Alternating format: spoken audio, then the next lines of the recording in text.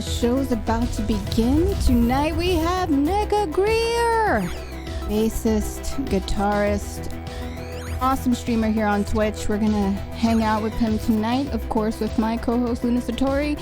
So let's get hype in chat, guys. I see you coming in. We're gonna have fun here on YenYorkCity Live.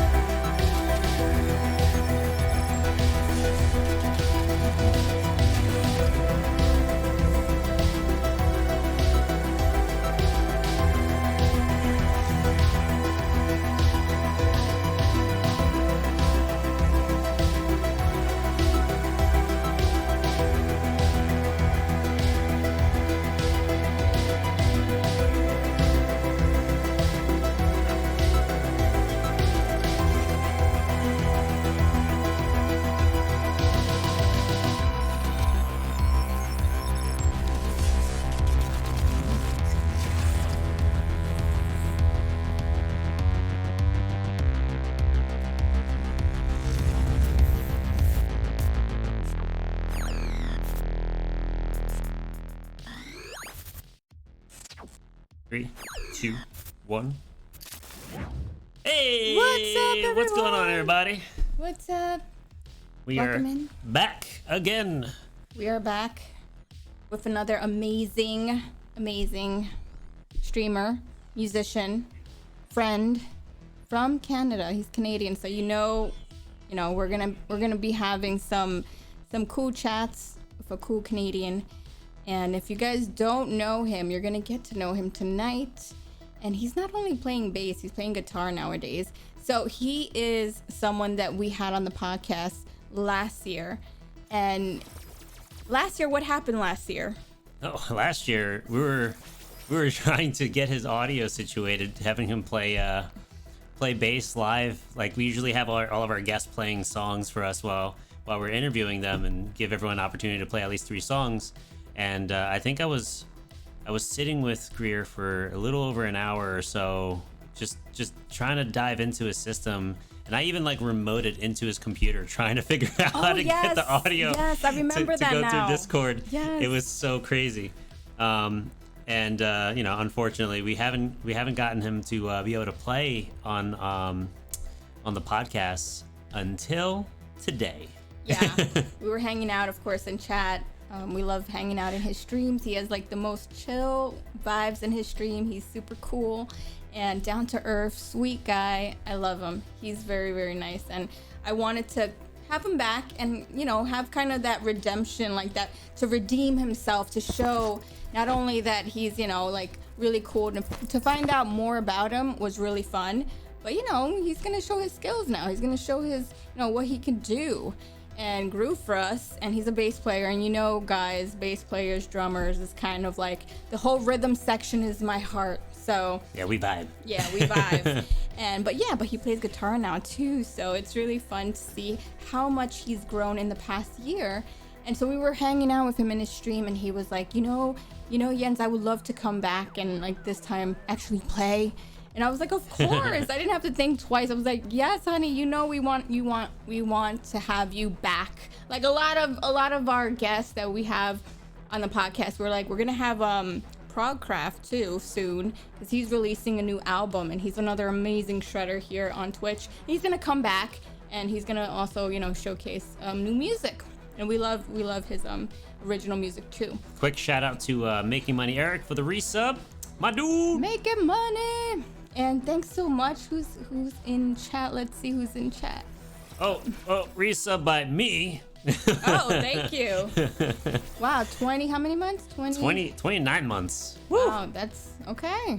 That's commitment there. I think he's in, guys. I think he's in. So we're really, really excited to be able to showcase not only, more about his story, about what he's been doing for the past year, but just catching up, having friends here on the stream, and having you guys also in chat interact with us and our guests. So NegaGrier is the next guest today, and I hope you guys are getting hyped in chat. I'm hype. Yeah, I'm hype. I'm hype. Yeah. Are you guys hype? Let me see some emotes in chat. Let me see how hype you guys are for. There he goes. He's right there. Make sure to give him a follow. And everybody that's coming in new to the stream, welcome. My name is Jens, and that's Luna. And we do a lot of different streams here, not only podcasts, I do also IRLs of New York City, showing you New York City. Whoa. The ghost coming in with the raid. Ghost. Welcome, Raiders. Welcome, Raiders. You guys came just on time. Wow, right in the beginning. Perfect timing. Hope your stream went well and you had a great time. What did you stream, Ghost? What'd you do? Tell us. And in the meantime, why don't we get our guest on the screen? What do you think? Yeah, I think he'll tell us more about himself, and then you guys coming in to the chat, you guys are gonna get to interact and also tell us what you think you want to see more on stream, because we want to get more bass players, more drummers, and we also have another drummer coming up. Tyson Dang is gonna be also another Canadian, guys. You know how we love our Canadians here, okay? We love everyone. We have so many different streamers from Australia, Germany, Sweden, Brazil. We had Robson Baroli, okay? That's another amazing bass player. If you guys don't know, you gotta know. He's such a bro. But tonight we have another bass player that we love, adore. NegaGrier, are you ready for me? I think so. Yeah, let's do it, guys. Right. Let's go. Let's get him on the screen. NegaGrier, yes, woo! There we go. Look at him. Yes. It's just me on the big screen. It is you. What's going on? I see a lot of homies from my stream in here too.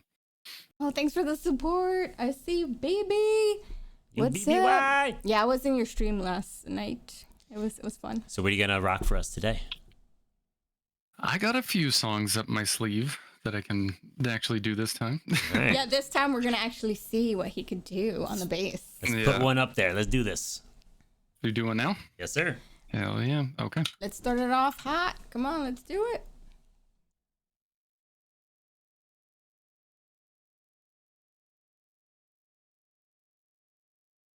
Wait. We hear nothing. Oh, true. Because hold on.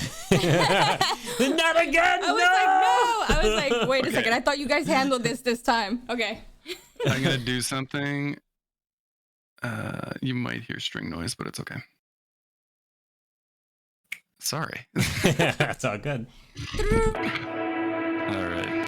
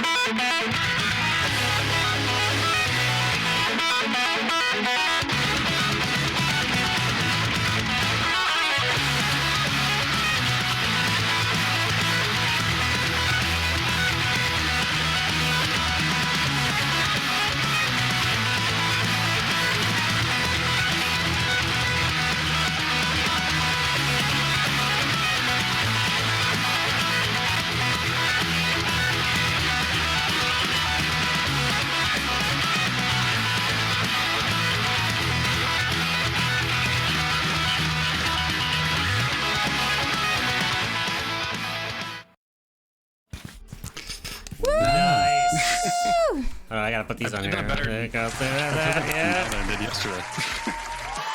Yes! Let's Thank you. go! Greer! Wow. Thank you guys. That was amazing. Oh my God. I See? appreciate that. It was worth the wait. It was worth the wait, right? Got a little bit of buzzing going on there. A little buzzing. Oh, Yeah. I'll just keep it in the instrument, but all the way down.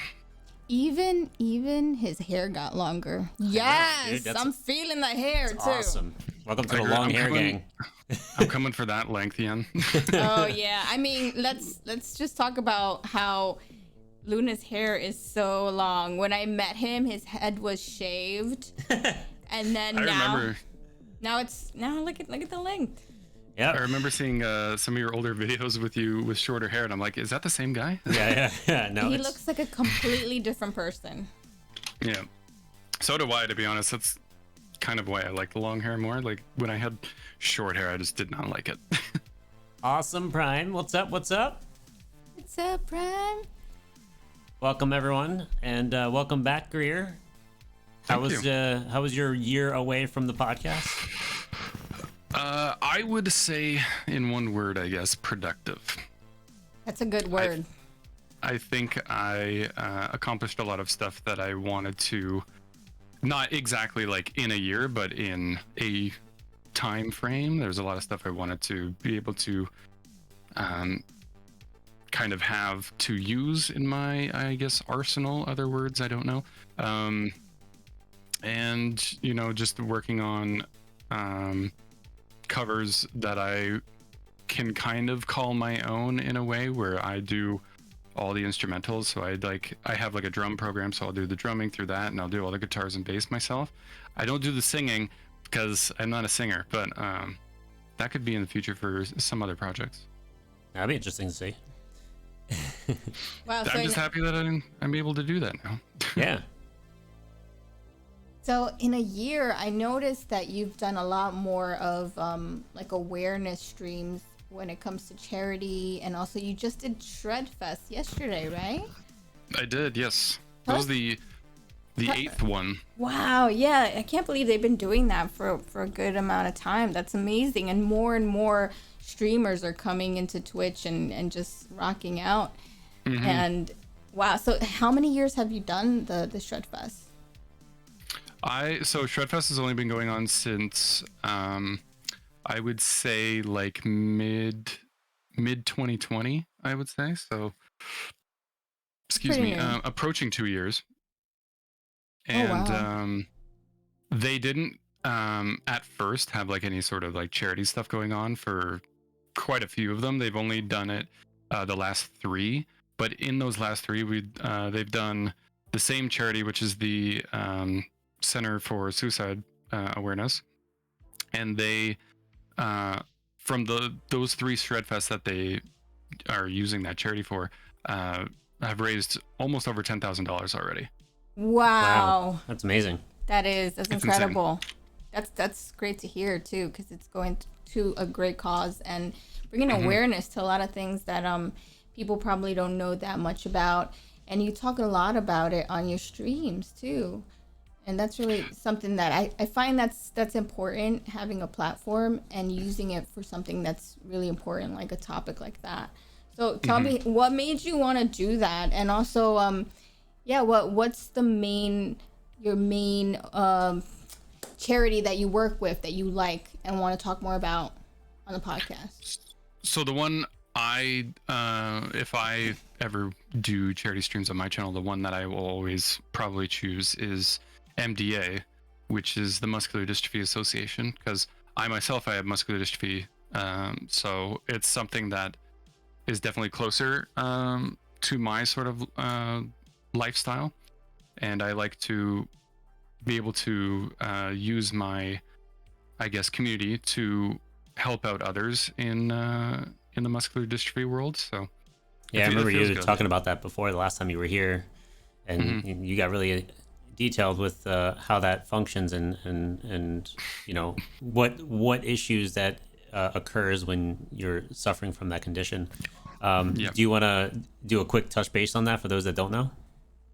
for like myself or just in general? Like your experience. I mean, I don't know if your experience is the same as others when they're dealing with. Right. Yeah, that it's hard to say. I can't even say it. It's a long word. Muscular. What is it? Muscular dystrophy. Dystrophy. Muscular dystrophy. There you go. You got it. And there's different forms of it too, right, Grier?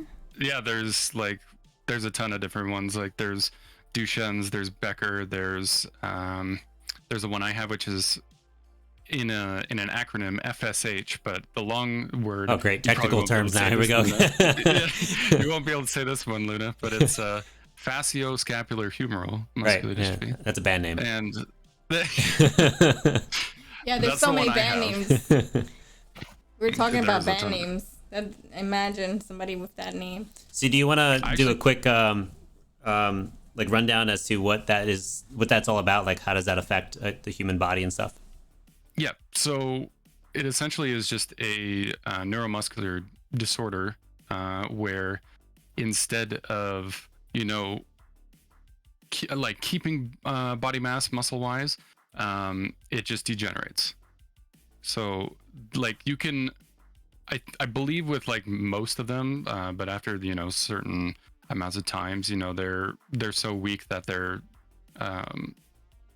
confined to, like, a power chair. And they can't really move their arms or their legs very much. But in some cases, some people could like exercise and work out to kind of keep it up. But for the most part, you're always going to just have muscle degeneration.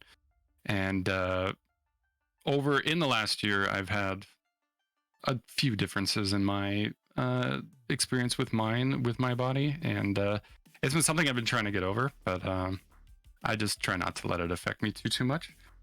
And are there treatments? There are treatments. They're always coming up with new stuff all the time. Recently, actually, the founder, I learned this like a couple of weeks ago when I saw the article, but the founder of Lululemon has the same muscular dystrophy that I do. He's in his like 60s. He has the same form that I do, and he donated, I believe it was $100 million to FSH research, and he started his own organization, which I'm hoping that I can work with as well at some point. And their main goal is to cure it by 2027, which is like massively like I don't know the word. It's just that's it's some a crazy huge undertaking. Yeah, that's it's that more for like stem cell researchers and stuff that's helping that. I'd assume so. Development. Yeah, it's some serious stuff. Well, it's not that far away because it's gonna save a lot of people from a lot of pain, and seeing Grier talk about it's a great thing because there's not a lot of people bringing that to the table and talking about it, but there's a lot of people that are suffering and are in pain. You're a strong dude. Yeah, he's hardcore. I What? appreciate that. And when you stream, I know sometimes you talk about it but you're just like trooping it out, and I see you hours on stream and you're just like super chill, and you're like one of the most chill guys on stream that I've seen. This very it's very cool to just hang out and talk to Grier because he's very you have these chats on stream and you try to bring that awareness. So I appreciate that, not only for the awareness to bring it out into the community, but also you're doing something like music, and music is healing, music is powerful, and you're doing that, and you're showing up. Even maybe sometimes we don't all want to show up, but you show up a lot, and that really shows that you have that strength to keep going, and bringing more awareness is really key, right? So it means a lot for you to say that. Thank you.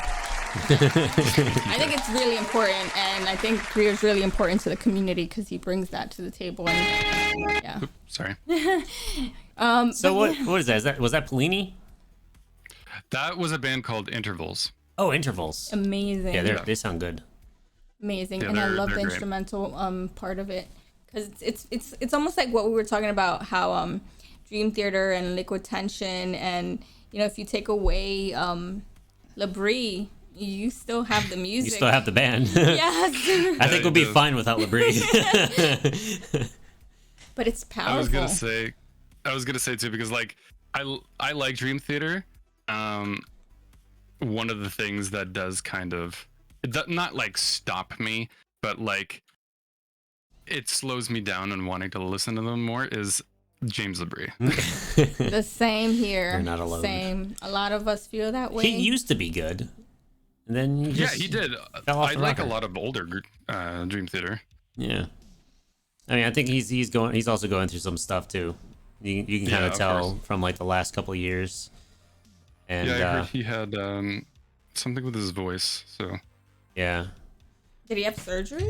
I don't know the whole story. I didn't really follow up on it, but you can just see it in his face that he he's going through a lot medically.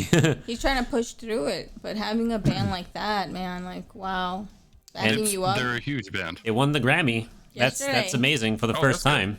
Yeah, last night they won their first Grammy, and they've been in around 30 plus years or something like that. Ouch. Jeez. Yeah. Do you know the was it the same like category that Gojira's song was? Yes. Okay. Gojira. I was like, what a lineup. It was Gojira, Deftones, and there was another band that I was like, wow, for them not to be with all those big bands and get the Grammy. That was a tough lineup too, for sure. That was tough. Because I know Gojira was nominated, and I was going to ask you if you found out if they won or not, but I guess not. Nope. Metal progressive. I don't even know how close they were or anything like that, but I just know that Dream Theater got announced, and it's been a long time coming for them to have some sort of recognition in the category of prog, for that matter. Like you don't see progressive bands at any point in time getting some sort of nominations. Did you watch it? It's funny too. I didn't watch it. No, I don't have cable. Yeah, I didn't watch it. I just saw little highlights on Twitter and stuff. So. Yeah, that's how I keep up with news is Twitter. Twitter is literally news. What was I gonna say? I did watch like an interview with Joe from Gojira about their song. So I was like, it was in my head. I was like, oh wait, did they win? Because you might know. Yeah. No, it was a shock, and just seeing Petrucci on the stage, and I followed them since like early, like the early albums, like 85, like 90, and so on, up until like Portnoy left the band, and then first two albums that Mangini jumped on, and then I stopped listening to them because I started to drift away from their vibe. He got salty about Portnoy. It just changed, that's what happens when you have new members in the band. They change the vibe, which is fine. Mangini's a monster. It's just it wasn't the Dream Theater that I used to know. So, but then they try to bring back the same kind of feel from on their new album, and that kind of, I guess that really helped push them through. Blending the old with the new, and they won the Grammy from it. So yeah, there they go. I think a lot of times that happens when band members get replaced. You feel different, and sometimes you can't help it. Is it just me? I don't know. I feel like that too. With like Lane Staley, I felt like I went to see Alice in Chains after, but being a big like grunge girl and growing up, and it just didn't feel the same. I think they should have just changed their name because they have a different singer. Yeah, it's just, it's like that saying that you can copy the art, but you can't copy the artist. Yeah. Yeah, fair enough. Good, that's a good one. I know if some of my favorite bands of a certain member that brought like a certain like vibe to the music. It's like Maynard. If they just left. If Maynard freaking got that could never happen. No one can replace that. No one can Tool replace will not Maynard. be Tool. No. or a Perfect Circle. Tool to me would not be Tool if Danny Carey wasn't in there. Oh no, for sure. A part of my soul would die if that happened. They are literally Tool. And I finally took him to see Tool Greer. Finally. It was amazing. They're amazing. Last month it was a great month. Last month we got to see Tool. I was like, okay, we're going. He's like, really? I was like, no. He's never seen Maynard or Carrie. So I'm like, you have to, because they're both like my faves, and I'm a huge Tool fan. So I was like, you have to. Once you go, you'll understand my love and passion for Tool. And he was like, oh, he was just in the clouds for a moment there. Yeah, the other day as I was setting up the drums just to get it prepped for future drum streams, now that I'm starting to get back into that, mindset, I sat down and played Tool for the first time in a long time. Was it 48 and 2? I think that's the one you played. Is that the No, you played the pot. No, I didn't play the pot. Yes, you did. That wasn't the pot. Yeah, you played that one, and you played, I must have been so high. He doesn't know Tool that much, No, that guys. wasn't the pot. I swear to God. It was. Yes, you played that one. 46 and 2. And you played no, it wasn't that one. It was that one. No. I had that loaded. All right, I know Tool, okay? I know Tool. He played the pot, okay.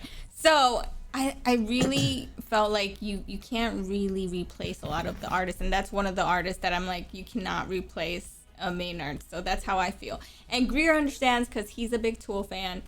And tell us about your tattoos, because you are still looking fresh. You dedicated your sleeve, right? And there's some inspiration there. Yeah, well, the eye itself was, I did want the double pupil, but it's for Anima.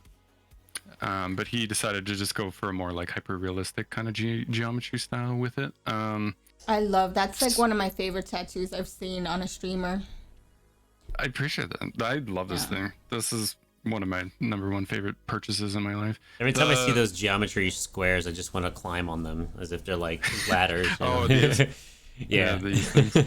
The so nice. Up here, I don't know if you can kind of tell with the shading. This one's like darker, then it's lighter, then it's darker. Oh yeah. And the pattern with the swirl, that's supposed to be for the Fibonacci sequence. So that's also a Tool reference. Yes. Huh. Gorgeous. And I think that's it for Tool.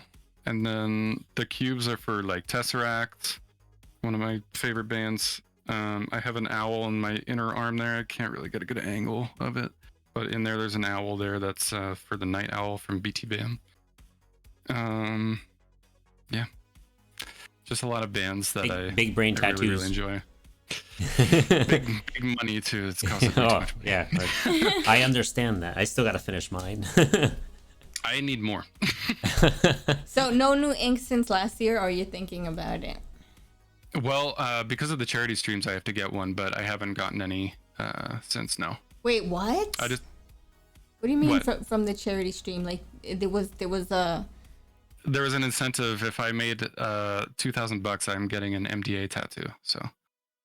Ooh, doing it. What? Ooh. Okay. Well, we got to see that. Put it on the Discord when you can, when you get it. Oh, I will. Where's it going? Do you have an idea? No. I have no idea. I was thinking like not my calf. Well, I guess like the right side of my calf. Yeah, because you have another one. You have a skull, right? On your leg. Yeah, I have that one on my left arm here. Oh, no, that. Okay. Don't you have one on your knee or something? Or was it your leg?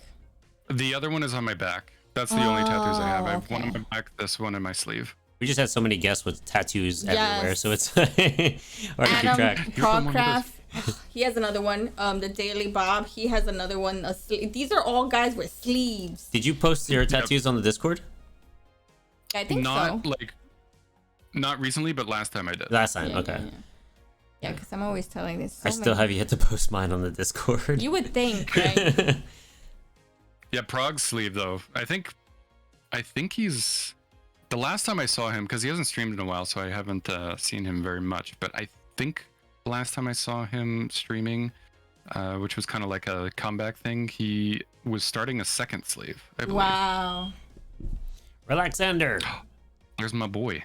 welcome. My best friend.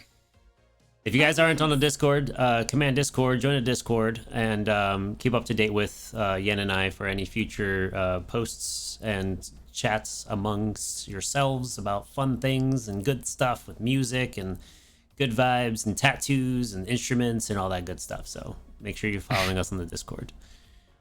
Yeah, I was watching you today, actually. Yesterday. I've been lurking on your streams a lot. Relaxer. Like watching VODs. Yeah. Today. I try to stream a lot. How often are you streaming now? Like, what's your schedule like? Well, with work, because now my work schedule is like I'm up at very early times. I'm at work nowadays either 5:45 or 6:45 in the morning. And then I don't get home till now around like 4 or 5. So I try to get some free time before I stream, but it's going to be a little bit harder now with my new hours. But I typically stream from like 6 till like 9:30, 10, and then I gotta go because I need bed. Yeah. Otherwise, I will not survive in the morning. Yeah, we're working on maintaining a schedule and trying to, get some good rest so that we're not, stressing in the morning trying to get up, especially like, with me and my work and travel and stuff. So like I'm like, gotta get up. It's hard to like keeping up with the schedule, and I do it 4 times a week, so Oh yeah. it's tough. Yeah, it's building that routine and the habit, and eventually starts to become second nature. Like I'm not a morning person. Yen's a morning person. Yeah, I get up with the sun. I can't. If you're not following on my Instagram, I do sunrise, and sometimes on Mondays I do like motivational sunrises, and for like, in like for the week, kind of put out an intention, a manifestation.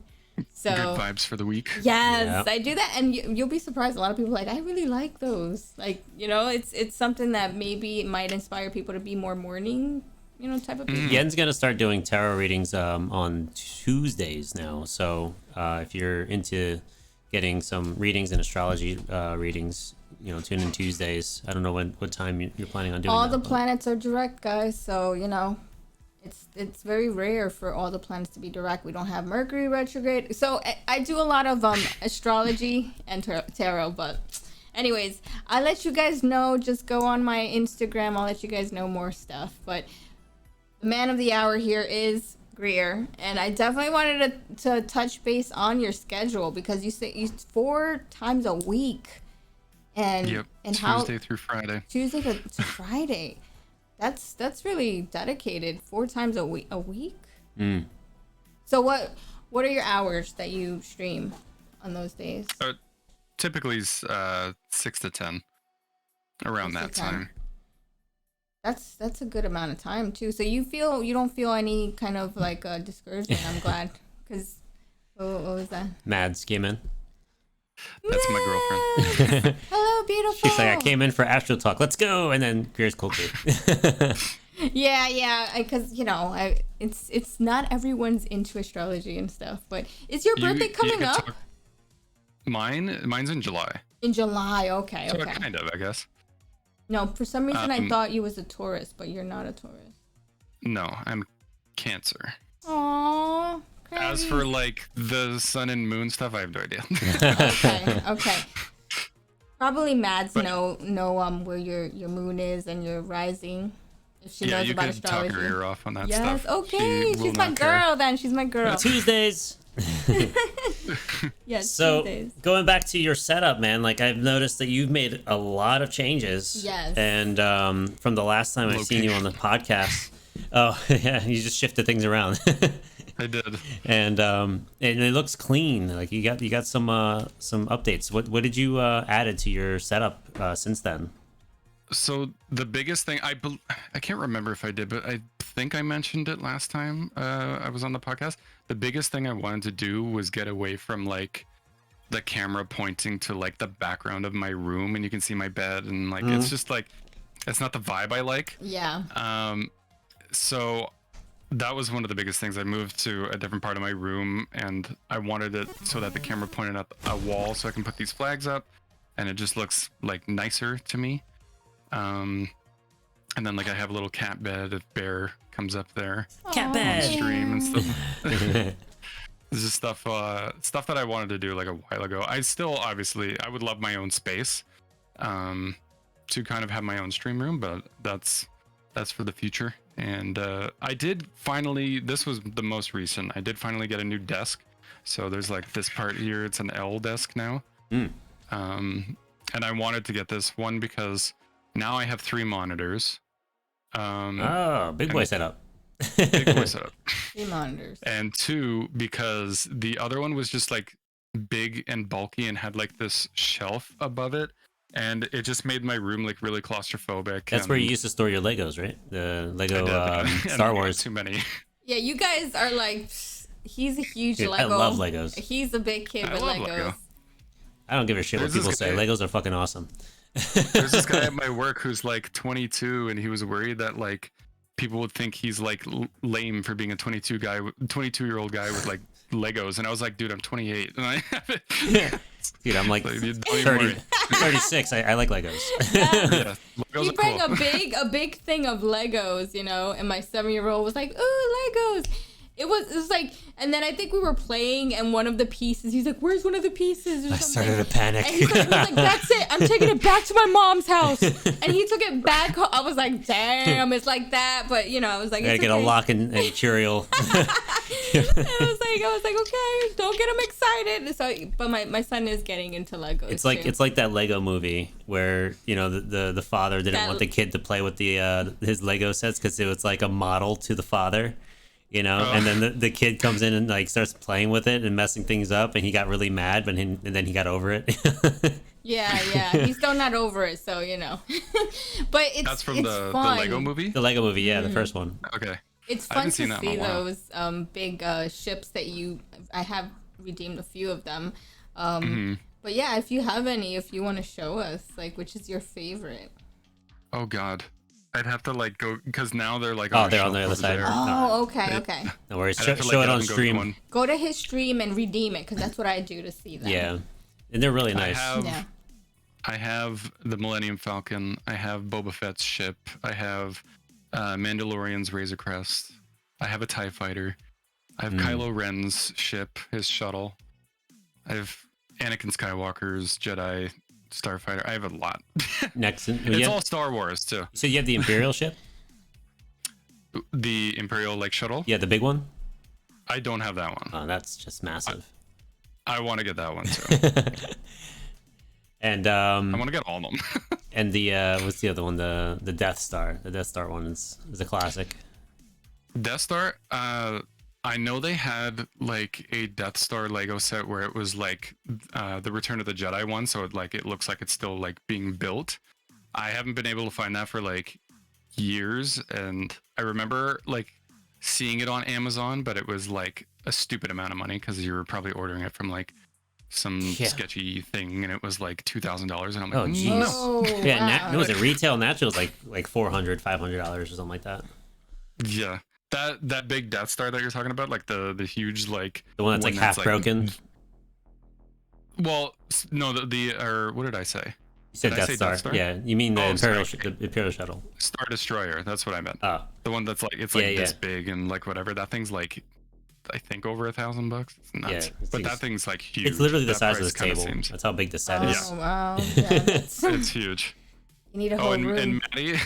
Maddie says, don't forget the pirate ship. Oh, but, the pirate ship. I threw that out.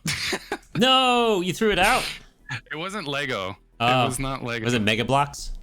Them cheap bastards. It was like this like Walmart off-brand thing, but like Maddie knows this thing because we tried to build it together. As you were building it, it was falling apart. It Oh, was wow. annoying the shit out of both of us. Sorry for swearing. No, for it's not okay. allowed, It's- Dude, I it's- swear all the time. It's fine. but it was so bad. But yeah, no. When I was setting up this new desk, I like picked it up. And I was just gonna put it on my bed to like move everything around. I was like, you know what? I hate this thing. I'm You know throwing it out. what? Like, Trash. You're trash. You should make a video of just like smashing it, just like in slow motion, see all the pieces fly up in the air. yeah, it did. It legit did make her cry at one point. It was just Aw, falling apart as you're building it. It was that's- horrible. No, you that's can't. stressful. It was super It stressful. had to go then. I bought it for her, and because I was like, hey, you want this? And like I was at Walmart. She's like, yes. And I was like, I'll let you like build it. Like it's your thing. You can build it. And I'm just like sitting there building my own Lego while she's trying to build that, and she's having like the worst time. And I'm like, okay, I'll give it a try. Cause like I didn't think it was that stressful at first, and then I tried it. I'm like, oh my god, this is the worst freaking thing ever. I hate this. Yeah, some of the It was just Mega Blocks No. brands are like that. Like some of the colors that you see on the pages don't reflect the same colors that you have as your Yes. blocks. even in Lego sometimes too. Like the beige pieces will be like yellow and Get I'm off looking white for or yellow. something. Yeah. Like, It's like teeth whitening. It's like if it's not the right shade, like it's so noticeable if somebody gets the wrong, like if they get a cap or something and it's not the same color. yeah. Imagine. I'm so glad you threw it out. Good riddance. It literally was the worst thing ever. I mean, tears were shed, so it had to go. Yeah. Once I mean, like I did finish it, but once I finished it, I was like, okay, I'm never touching this thing. Mm-hmm. Because it's just gonna fall apart again. Yeah, I remember me and my little brother used to just every week we used to get a bunch of Legos, and we had like those huge bins of Legos. I don't even know what happened. We probably gave it to like a neighbor or something, but it was just like, and then if you, it's true, if you do lose a piece, I mean, we didn't lose any pieces when he brought his, but like if you lose a piece or whatever, I had one that I wanted to incorporate in the stream. I wanted to have like a New York City skyline, and I had bought the Empire State Building, and I did it on stream, and I think I lost like the tip of the Empire State Building or something, and I was like, you know what, this is gonna be too stressful, and they were expensive. Yeah. The New York City like the skyscrapers, they were like $70, $100, some of them, and you know, it was like building, you just build them, and it's just like at the end of the day, it's like I'm like OCD about it. It's a model, so it'll just sit there and be a with like a creative like art piece, you know. Yeah, like I wanted it for my background and have like a New York City skyline made out of Legos. That's what I was thinking of doing, but it didn't work. I mean, that would be really cool. I would love to have like a shelf that's like in camera view with just all my Legos on it. My room doesn't exactly allow for that right now, though. Yeah. So you're from Canada. What part specifically, and what's going on in Canada right now? Let's find out what. Ooh. Yeah. Yeah. What's happening out there? Oh, what a question. Well, I'm from Ontario, and which is basically like I would say normally if you meet someone who's Canadian, you're gonna either find them that they're from Ontario or British Columbia. There's usually those two. In Ontario right now, a lot. There's a lot of weird stuff going on.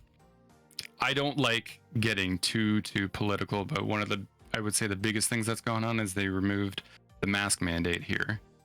And things have been, I would say, slowly going back up. Actually, recently, Maddie's entire family, excluding her, her entire family is positive right now, sadly. Oh wow! So it's spiking back up now over there?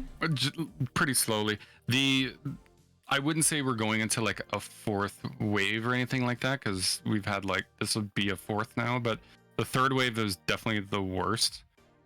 We got up to, I want to say like, I think the highest was maybe like 50,000 cases, something like that at one point. We never got as bad as like the US or anything like that, but oh, there's a homie. Noises. Hey, Noises. Oh, I've seen you before. I've seen you in a few of our friends' streams. Thanks so much for the follow. Welcome in. He streams too. He's great. He's a bass player too. All right, let's go. I wanna get to know all the bass players because there's not that many that I've been following for a while. But you, Baroli, Molly. I had Molly last year. Oh, Molly's lovely. Yeah, she's really awesome. And who else did we have that was a bass player? Well, Max has been on the stream for like Takeover Travels but we got to get him back on the drums because he had, injured himself and then he couldn't play. So it was more like an interview. So there you go. Like that's you're not the only one that couldn't play their instrument. Yeah, we have to show clips. I think he's been doing one-armed streams lately because it might be flaring up again. But yeah, he's got to take care of himself. This guy, he's overworking overworking himself. He's a Viking though. Like he's like hardcore too. He's like, I'm gonna freaking drum even if it is with one hand. And then you have drummers that overthink it and they're like, no, I'm not gonna stream today. and I'm beating him up about it. That's me. That's this guy here. I wonder who she's talking about. I'm always encouraging people to show up, because I really feel like I think when I see him behind there, and just like when I see you, when I see people have fun doing what they love, the creative aspect and the way they look when they perform is something beautiful, and I really like seeing that. So I can kind of tell like when someone is enjoying themselves and when they're just like very very stressed about it. The thing with me, it's like I like playing, but I'm starting to get tired of being a human jukebox. Fair enough. And just playing to songs that I may or may not like, and just not feeling it, especially behind an electronic kit. I don't feel as much as I do on an acoustic kit. And I want to be able to have fun and play songs that I enjoy, and not just enjoy, but like I like playing a lot of my own creative stuff as well. So I'm waiting for like my band to add more songs. I've been really pushing on them to, let's start getting more singles out once a month, so I have more stuff to play for stream. Because I it's one thing playing to other artists' music, but it's another thing when you're playing your own music, and it feels that much more, like you're more a part of it than So, and then I think that's generally like what's really been setting me back as far as being on playing as much as I used to, is just not feeling the way I felt when I first started doing it till now. So it's I don't know, it's totally just a hump fair to get over, Yeah. No, I know a lot of people in, not even just necessarily the Rocksmith community, but the music community in general. A lot of people have been feeling the burnout, and we're overworking themselves. I'm guilty of it. I've been overworking myself as well, and I've felt the burnouts. I've taken breaks, and I try to come up with a new outlook on it. Like, I think I was just kind of overthinking being a streamer too much and associating it with like, okay, partner, I need partner. And like, if I'm not even like close to it right now, why is that in my priority? So I'm just trying to kind of tried to shift my focus, and I'm still battling it, but I can see that, because I've seen different people do it different ways, where they pick what they want to play, or if someone requests anything from their playlist, they decide if they want to play, like, okay, I see what's on the playlist. Okay, I'm feeling this song, and I want to play 2 back-to-back, like, bangers, or, like, 2 slow songs, or 1 slow song in between. And some people get upset. They're like, oh, well, you didn't play mine in order. I've seen them say, well, I want to do it this way. And that's the thing with being a human jukebox, that they expect you to play things in a specific order. Yeah. And they get priority, and it's just like, you know what, like, if you want, just go listen to a radio, and you want to listen to a song that you want to play, right? Spotify. Like, I'm here playing drums. You're not here for the music. You're here to hang out with everyone here and just vibe, Like, you want to throw a song in, you throw a song in, you wait and hang out. That's true. That's true. There are those play my song. Let my song, streamer. Yeah. There is that like song bot where like you can throw like your own playlist up and they choose from that. Yeah. So that's what I'm setting up. I understand the like want to for like people to want to hear whatever they would want, and that's like where the Rocksmith bot like that's why I think that bot handles these kinds of streams well, is people can look at that website and just literally request anything that's available on it, and if I haven't blacklisted it, I'll play it. Like, if I don't necessarily like it, whatever, I guess.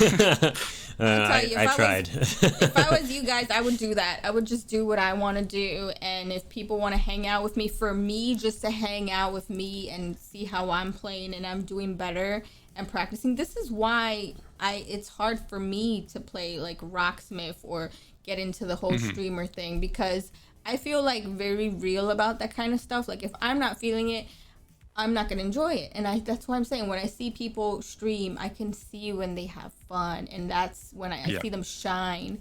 So if you see somebody getting burned out, you will see that, or they will shut their stream down, or they would have a meltdown. I think a lot of the burnout comes from trying to please other people and on the ball. and doing everybody, something that's against the grain of your own feeling, you know, because then you're forcing yourself to do something you're not comfortable with, and then even that alone is just a lot of mental strain, you know, because you're adjusting your feeling. Yeah, that's a good topic to talk about. Actually, let's talk about that. Like, what do you thing.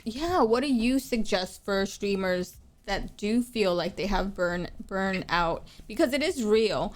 And I know you stream 4 times a week and you still show up. What do you do to handle those emotions? Also, being in front of a stream, also with people watching you and being on the platform. How do you deal with that kind of stuff? What would you suggest other people do when it comes to that? Well, what I do, again, I just try to over the past couple months, I've tried to care less about my numbers, and I was always staring at my follower count or my sub count, and when people, you get a one stream a month ago, somebody gifted you 10 subs, and then when that month is up, you just see you lose 10 subs. In my head, I was losing it. I was oh my god, I'm not successful, I keep losing all these numbers. And so I've tried to block that out of my brain and just kind of focus on more being entertaining versus why isn't this number bigger. So because in my after kind of getting in my own head and kind of learning from it, I've been okay, well, maybe these sorts of things aren't happening because I'm not being entertaining enough. So, you start attacking yourself. Yeah. So I started talking to myself, then I'm okay, now I'm not entertaining, and my numbers are down and everybody hates me and this and that. So that's where a lot of burnout can come from. And I've just tried to shift my focus to just, if I see my regulars, I'm happy. Mm-hmm. Yeah, your people. And that's all I care about now. If I have regulars in, that's great. If I have people requesting, that's great. If somebody gives me 5 subs, that's amazing. That it doesn't need to ever happen. Yeah. I'm trying to shift away from the need for partner, because once in my mind, I'm okay, well, what do I do now that if I get partner? It's now things got to change, don't they? And I've heard so many stories of people doing that we're close to getting partner pushes or doing partner pushes, and then they get all this hype going, and as soon as it ends, they get partner and whatever. As soon as that's it's okay, now what? And their stream starts dying again. Mm-hmm. Because it was all this hype to get it, and then and I think that's a lot involved, as far as being partner pushing and stuff like that. It's a lot involved with other communities really helping you out to try to build that and get to that point. But then once that's over, the rest of the community is okay, well, we're done with that, let's try to do something else now. And then you lose those community members that are helping you, so what would be the offset of that is that your natural growth, and you naturally just being on and doing the things that you do normally. Yeah. And if it does happen in an organic way without having the outside, force that on you, then organically you can maintain those numbers. Exactly. And that's why I've tried to shift my focus on that for sure, because I feel that's going to be just immediately more helpful. Yeah. Yeah, I mean, I could feel that in many ways, because when I started the podcast and it was me by myself, and we started doing the podcast and I was inviting people and it was just me by myself. I had no co-host, and I did not have all this fancy stuff and alerts and stuff. I had 35 to 60 people watching because we were on lockdown. And I'm oh, this is great, And then now I have a co-host, and he has the whistles and the bells and everything. And everyone's going back to the grind, back to work. And school is back in session. and I see dramatic drop because people are not, home anymore. And what are they doing now? They're actually, and also when it was like summertime, we changed the schedule from it was Monday nights when people were home more. Also, if they did work, they were home. And then it was like, okay, well, now it's warmer. People are going out because things are opening up. And it's on a Sunday. And what do people do on Sundays, right? They go out, right? So it's kind of like, if I was to be that way and beat myself up, I would have given up with the podcast. But because I love and enjoy talking to my friends, getting musicians on here, and I also like to root for the underdog. I've had also partners that they didn't need to come on the podcast. Come on, I'm not a partner. I'm not a big streamer. They were doing me a favor, right? If we're gonna talk honestly, but they wanted to just be engaging and have the community, because they like me and they like Luna and they love the vibe and they just want to chat and they just like, let's shoot the shit. Let's talk about music and gear. Why not? You know? So I forgot about that topic, like the lockdown kind of lifting everywhere. That's a lot. I would say probably one of the biggest reasons for people having burnout is because they started during the pandemic, and then things started slowly going back to normal, and their numbers just kept dropping. And mine obviously dropped as well, and that got into my head. And then you kind of see other people saying the same things, and you gotta go, okay, so this is just everywhere, and I kind of should not really let this get to me because it's happening to everybody.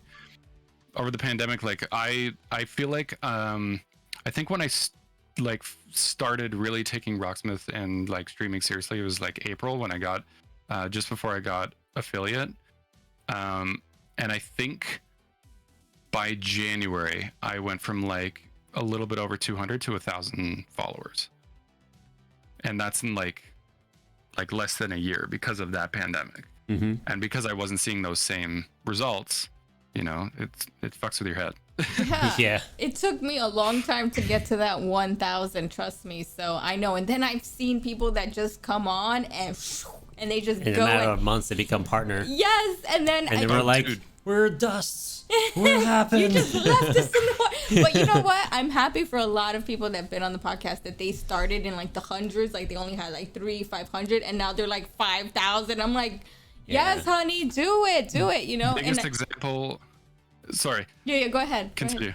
Go ahead. I was gonna say biggest example of someone I can say of someone like quickly getting partner is, I don't know if you've seen him, Thong DeLong. Yeah. I believe he blew up partner quick in like 6 months. Yeah, he blew up quick. Wow. He blew up real fast. Damn it! I should have got him before he got too big. I mean, he's a super, super humble, nice dude. You might be able to get him. All right, like let him know. Let him know. Hey, Jens wants you on. Yeah, he's really cool. I really liked one of the streams he did. I think it was an emo stream. We rated him once before. Yeah, we did rate him before he made partner, and I was like, wow, he's gonna be big. And I remember Max really liked him too a lot. He's got a lot of energy. Yeah. A lot of energy, great vibe. Things that everybody want in a stream. Yes. So sometimes that happens. Also, if you have a following on YouTube or Reddit, like Office Drummer, in 3 months, he's went from, I don't know, 100, 200 to like, I think he had like 10,000 people viewing him the other day. He was in the front page, and he was like, yes, and then he was. I don't think he knew what he was going to say. He was like, oh my god, there's 10,000 people in here. He's like, I've only been streaming for 3 months. Yes. So Jesus. It's crazy. But I mean, I'm happy for everyone that does, there's always room on the top for everyone, right? So I feel like that's something that it can inspire you. And if it makes you feel bad, then maybe, this is not for you, because you can't, if you don't have, I mean, I'm a New Yorker, so I have tough skin. I'm like, yeah, okay, give it to me. Fine. I'll get back up. I'll try again.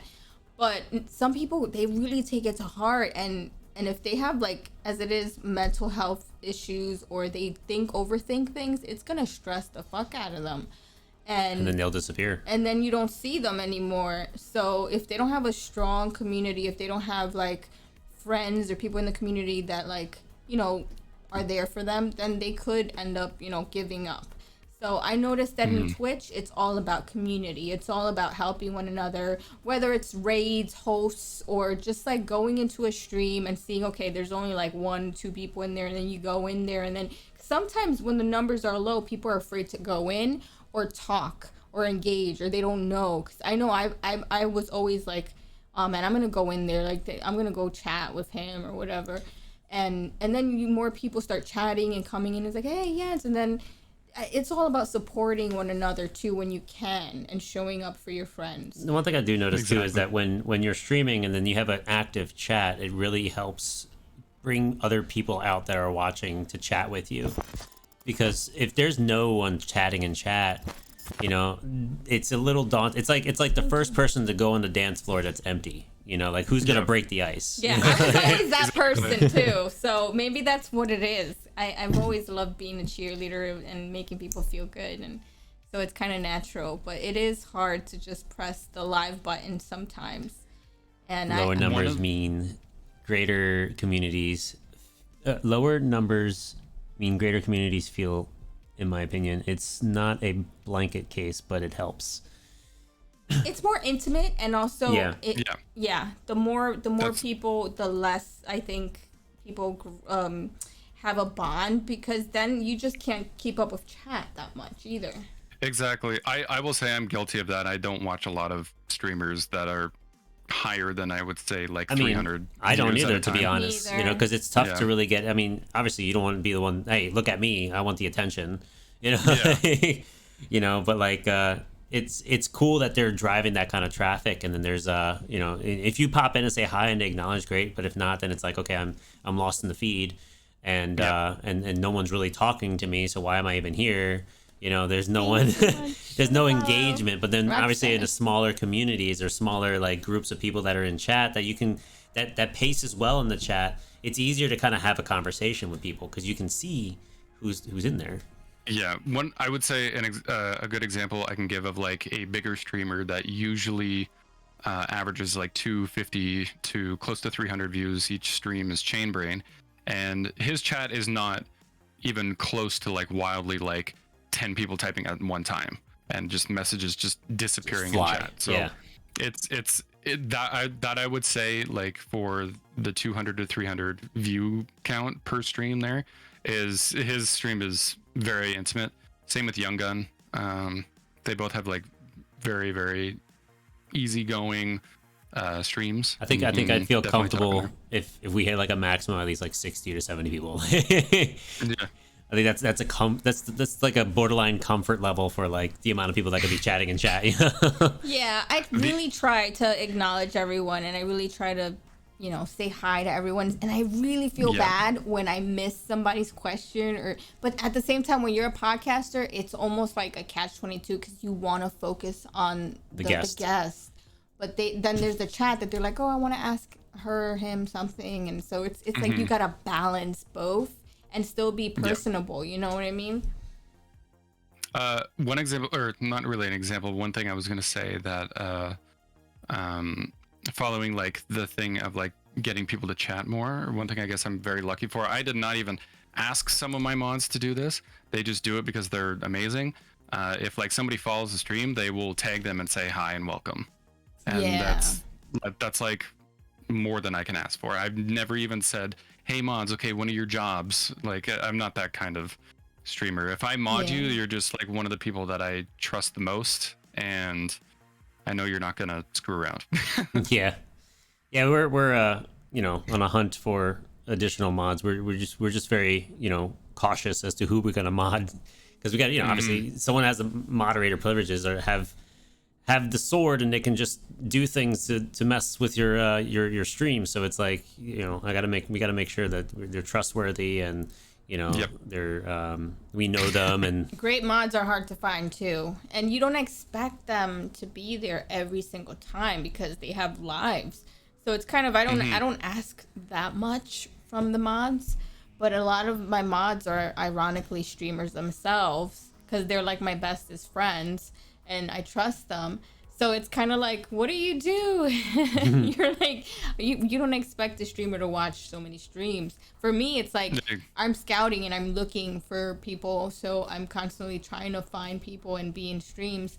But that's rare. That's a rare thing to see a lot of streamers actively on streams. And usually it's our friends, that we see each other in the streams. So, I mean, I see Grier, we hang out in a lot of streamers we're all mutual friends.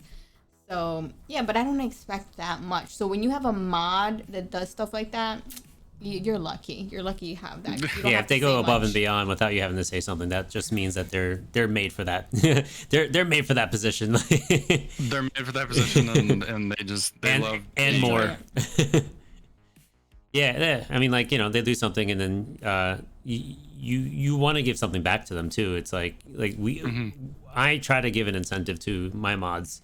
And then when I say, we hit this goal, I could send you a $5 gift card if you want to get something, or $15 gift card.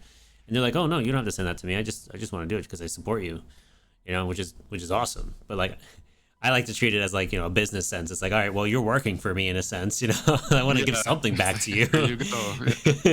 Yeah, it's hard to tell people that, I struggle with that too. If I gotta rework on it, but I did have a sub goal incentive where if I got a certain amount of subs, I did a wheel spin, and on the wheel is a bunch of prizes, and there could be giveaways and stuff like that, because I'm I need to give back to you. But some people are straight up just no, I just want to do it.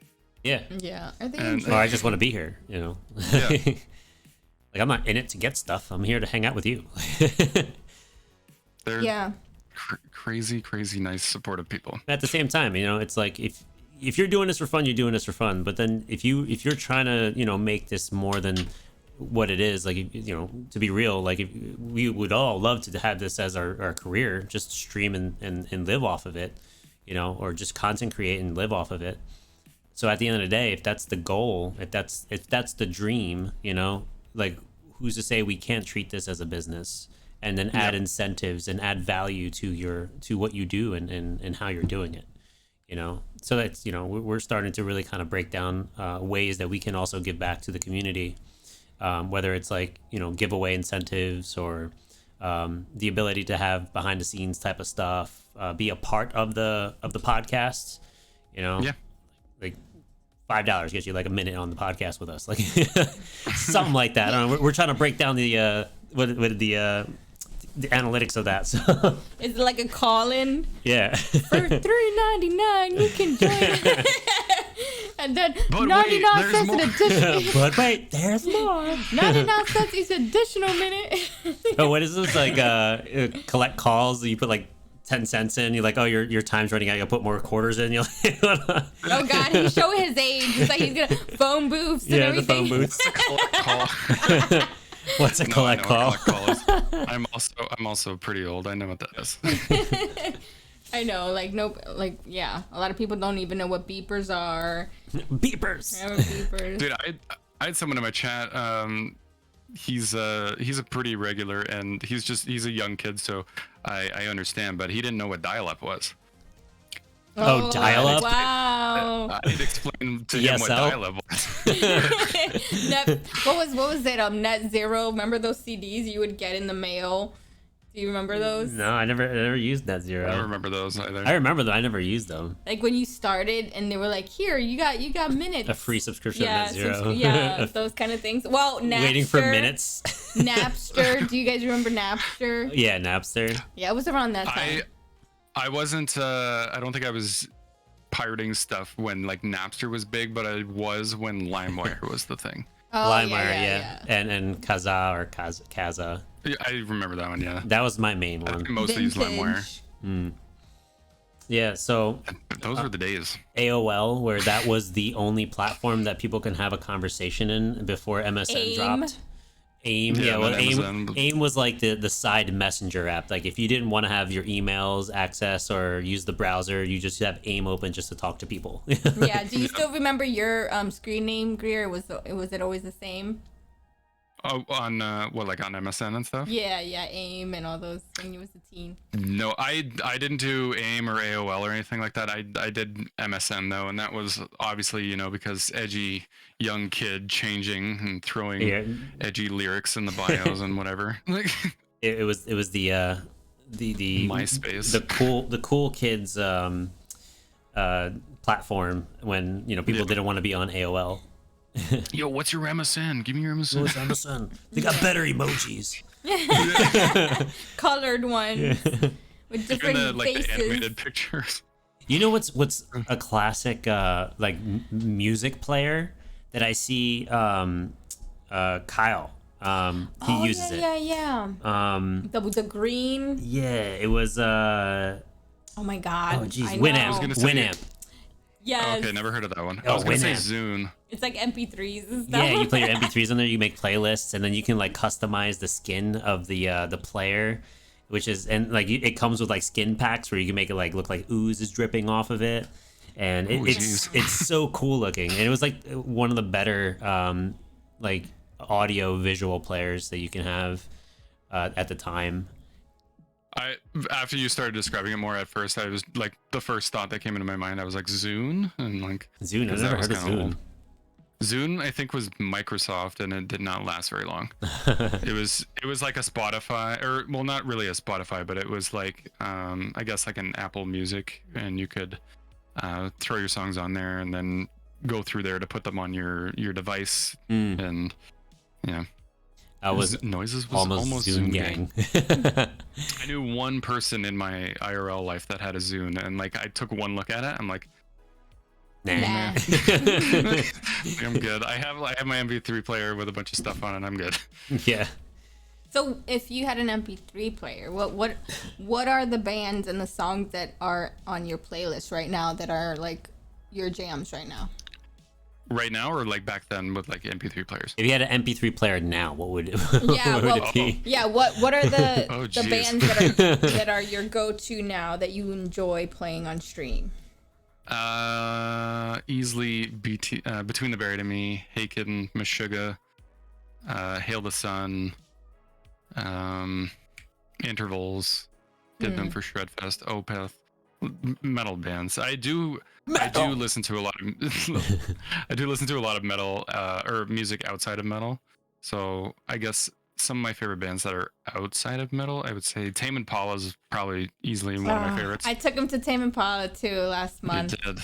And it was so fun. That was a fun show. They're Goals. They're a great band.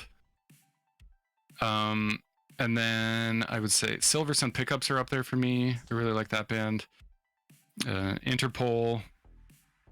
They're a great band. When you're about to talk abbreviate Between the Buried and Me, Between the Buried. Yeah, I said BTBM, and I was like, they might not know. I was gonna say wait, hold on. Asian. The BTS Yes.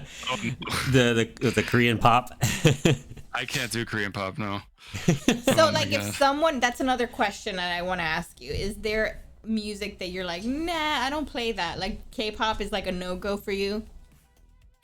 I won't say be honest. Be honest. No, it's got to be fun. Luckily, a lot of Korean pop music that has been requested to me has been very bass focused and really funky. So I'm okay, this is cool. Mm-hmm.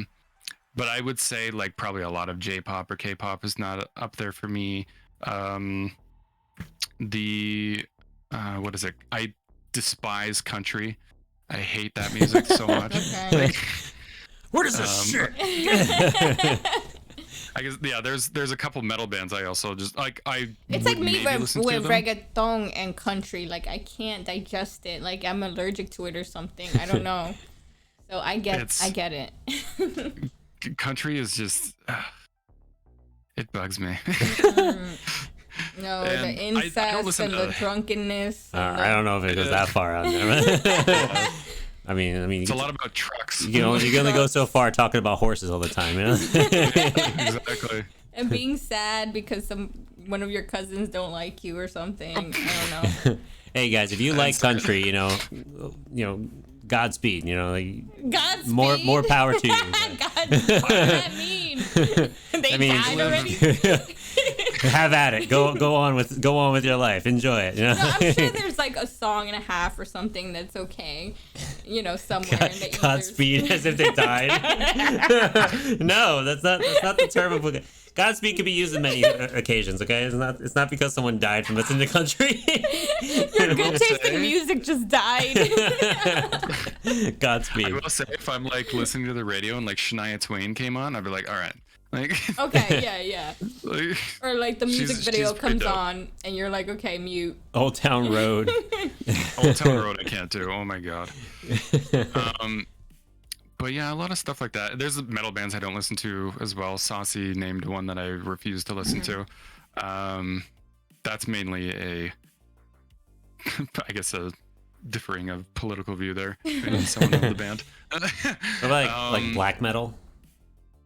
Oh no, all that remains. I would say. I don't know. Saucy would know them more. Are they like just kind of like, I don't know, metalcore, something like that? But no, the singer. I think it's the singer. He's just very, very. It's like a high pitched screaming sound where he's not making any sensible words, or is it?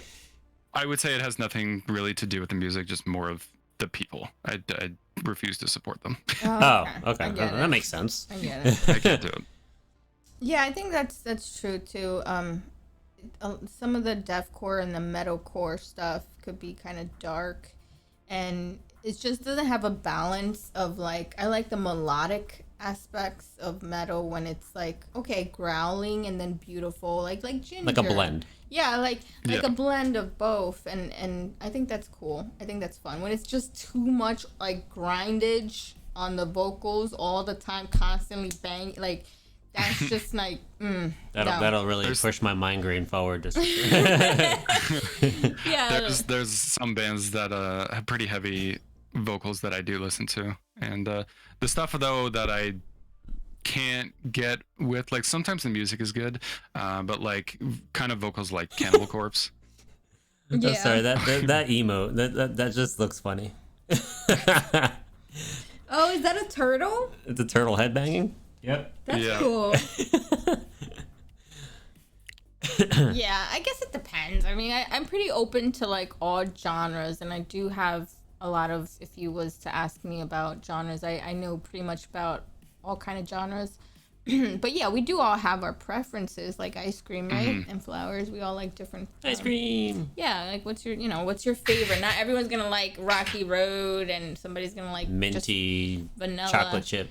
Yeah, some Mint people chocolate's hate. my game. That's me. Yeah, me too. I like it in a certain order, and I've met people that don't like mint chocolate chip. They're like, oh, how could you like that? And I love it, And There's so many people that say mint chocolate ice cream tastes like toothpaste, and I'm like, okay, well, first off, why are you eating toothpaste? Yeah. Secondly, no, it doesn't. I mean, mint is mint. Toothpaste is mint. Mint is, what? Yeah. How far can mint go without having to taste like mint? To be fair, toothpaste is only like normally mint flavored, just because that's like a good flavor. Yeah. Like- Yeah. I mean, I wonder what it would taste like without a flavor. Like, is it just Kids toothpaste. kid toothpaste? Oh yeah, kids toothpaste. Yeah, it's like watermelon.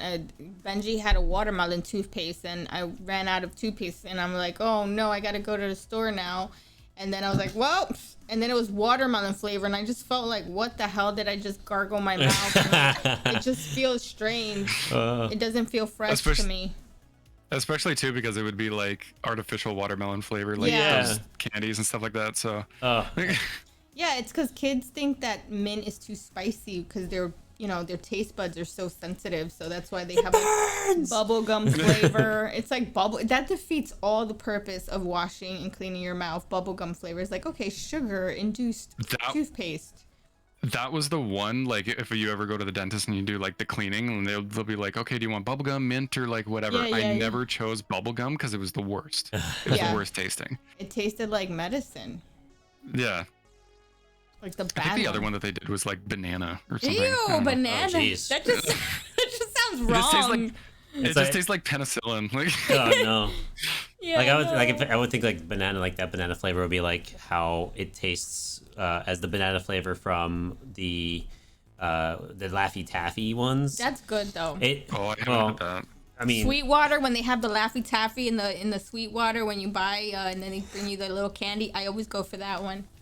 I have no idea what a I have no idea what a Sweetwater is. No, Sweetwater's a music company when you that buy, you order stuff from. Oh. And then it brings you you always get like so when you order something from them, they give you candy. Yeah. Oh, I didn't know that. Okay, cool. Oh, because he's from Canada. That's why. Yeah. I tried ordering something from Sweetwater once, and they wouldn't ship to Canada, so... Yeah. Oh, that's what it was. Boo. Sucks to be you. Anyways, that's the only one that's worth in the pack, okay? They give you, like, Mary Jane, peanut butter, weird candy, grandma candy that you don't even like. That's the only one that's good, though. Yeah, and the Laffy Taffy ones. Like I do the apple and the strawberry, but the banana one, it gives this kind of like waxy aftertaste for me for some reason. It's just weird. Yeah, no. Sour apple is my favorite candy flavor, though. Blue raspberry for me. See, we all have our different tastes. So we're going back to why we're even talking about flavors, is because genres, right? So what are your favorite genres? Wait, actually, before we dive into that. We're just carrying on. Yeah, we should actually. We really want you to listen play something. So what he loves playing. Yeah. Well, the next one would be my favorite genre. So. There we go. What's this? It's prog metal. Yes, prog. Is it Dream Theater? No, it's Haken. Forget it. Zaz will be very happy with this one. Nice. Zaza. I've been holding on too tight to let you go. This also is like 10 minutes long. Now I'm sinking in the night. Yeah. Wish we could go back to how it was, but we're too close to the wire.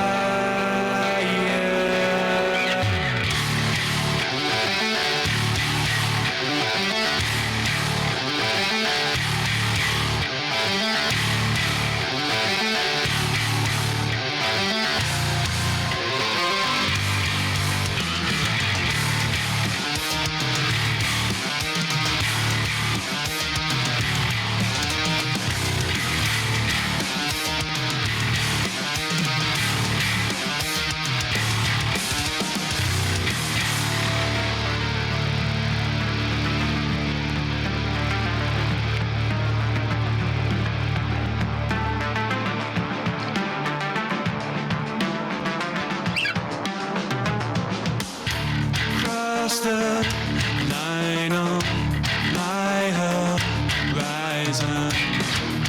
Sapiens pervade like a virus, finding solace in isolation. If the wolf cries, boy, keep calm, carry on.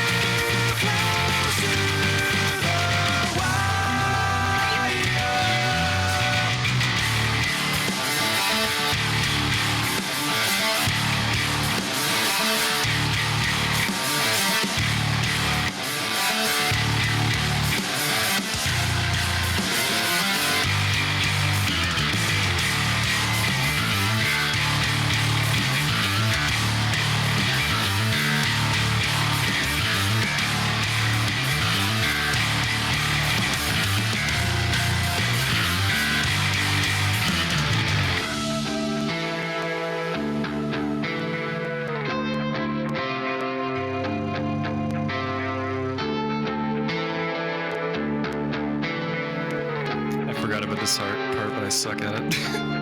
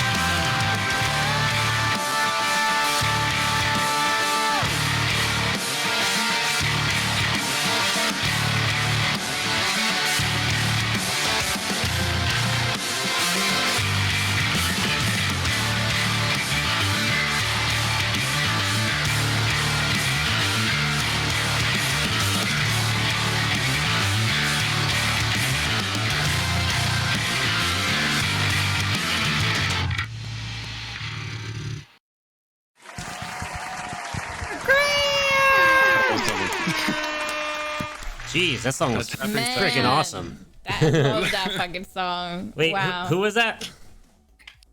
So that is a band, a UK band called Haken. Haken. They're actually soon. I don't know when their tour starts, but they're touring with Symphony X. Stop the music. Wait, Haken, isn't that the band? Matt or Cam was in. Not Cam, but the His singer singer is in Haken. Is in Haken. Yes. So we had someone last year, a guest, Cameron Spence, and he plays drums for a band called Novena. The band is fronted by the singer of Haken. Yeah. Oh, Ross. Okay, cool. Yeah. Damn. And it was crazy That's a cool because guest to have on. Cam was a sweetheart too. He's such an amazing guy, and he had Killer drummer too. so many cool stories about his trips. Yeah. But yeah, that's right. That's why when you said that, it just like went like a light bulb went on. So that's pretty cool. You're like, wait, who? Haken, that guy. Yeah, we know that band. I know that band. That's Yeah, amazing. they're so good. The voice was familiar. I'm like, I know this voice. But yeah, that's his name's Ross Jennings. Ross, He's yeah. amazing. Yeah, he in the band Novena, another really good band. You should check them out. If Ross sings in it, I gotta check him out. Yeah. Get ready for the next one, just so I'm ready. Oh, guitar. Wow. Wait, that's the 8th string. Is that Too new? many string. I mean, itself is not new, but I've had it since November, It's new then. and I for actually us. got it from It's a new for streamer us. buddy. Yeah. Yeah, it's new for, It wasn't- new for this. It wasn't on the stream last time in the podcast. No. So now you're streaming guitar now, and so do you feel more comfortable streaming on the bass or the guitar, or it's even for you? It's the same. Well, easily, definitely more comfortable on bass. That's like my main instrument. I got this like, well, one because his name is he was formerly Sturge Bass, now he goes by Sturgy Bass on Twitch. Phenomenal bassist. He's in his own band, toured many countries. He's like one of my best friends. And he was selling this. He's from the UK, and he was selling this, and like he wanted like $750 Canadian for it, and I was like, Wow. yeah, I'll take it. Yeah. Like, so That's it was beautiful. an easy yes, and now like I get to play some of my favorite bands on this thing that tune a lot lower and have lower strings, and You got to worry about like, up Michigan is tuning one or of them. down tuning or anything like that. It's all laid out for you right there. It's all right here. I got it. So what's your favorite gear when it comes to guitars and bass? Do you have a preference to play on a certain brand? Well, for bass, the bass that I was using, it's by a company called Dingwall, and they're from Saskatchewan, Canada. So they're a Canadian-based company. I would say, I'm very biased towards them, but I would say probably some of the best like made basses you can find out there. They're just very expensive. So like it's hard to get your hands on one for the money. Noises has one actually, and his is beautiful as well. And yeah, they're like top quality. They usually like will throw in like really great sounding preamps in a lot of their basses as well. Like in the one that I have, it has a dark glass preamp, which just like makes everything nice and like gritty, and it still keeps its brightness. That's why I love Dingwall. Is I would probably say their brightness of the tones and how the strings come out is probably their like number one accomplishment with their basses. I would say they sound amazing. And it's all like And then- custom. Like you can get a guitar or a bass custom made by the company. Is it You a can- smaller company? You can get I wouldn't say they're very small. No, I'd say they're pretty big. They got a lot of big named artists endorsed by with them, and what's it called? Yeah, their build quality is insane. It's really solid. There's a guy in Canada that we had on the podcast once before. Hank Budd. Yeah. He's luthier, and he crafts handmade guitars, acoustic guitars, and electric guitars. CP. Oh, yo, CP. Hey, honey. Speaking of Canadian guys, there goes another Canadian awesome drummer. Yo, what? I didn't know you were Canadian. What's up, man?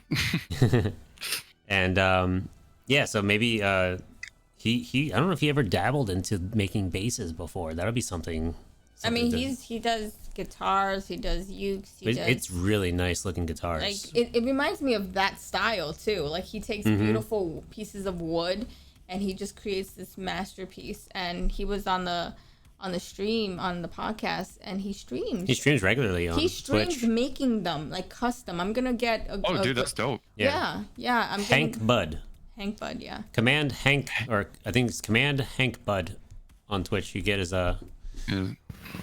links. Type it in there. I think it's with two D's. Oh, I did it wrong. There it is. There it goes. And he's the sweetest guy. And he was in a band. So nice. And he's just he's so fun. I love this guy. Like, oh, dude, he's live right now too. Oh, he is? Okay, so we already know who we're gonna go raid if Don't spoil it. Okay. If he's still on. Don't spoil it. Right down. Yeah, but he's amazing, and he's also a custom guitar maker. So like, check out some of his work, and if it's something that you guys want to add to your arsenal of instruments, of axes, it's solid. He's got beard goals too. Oh yeah, yeah, yeah. He's fun.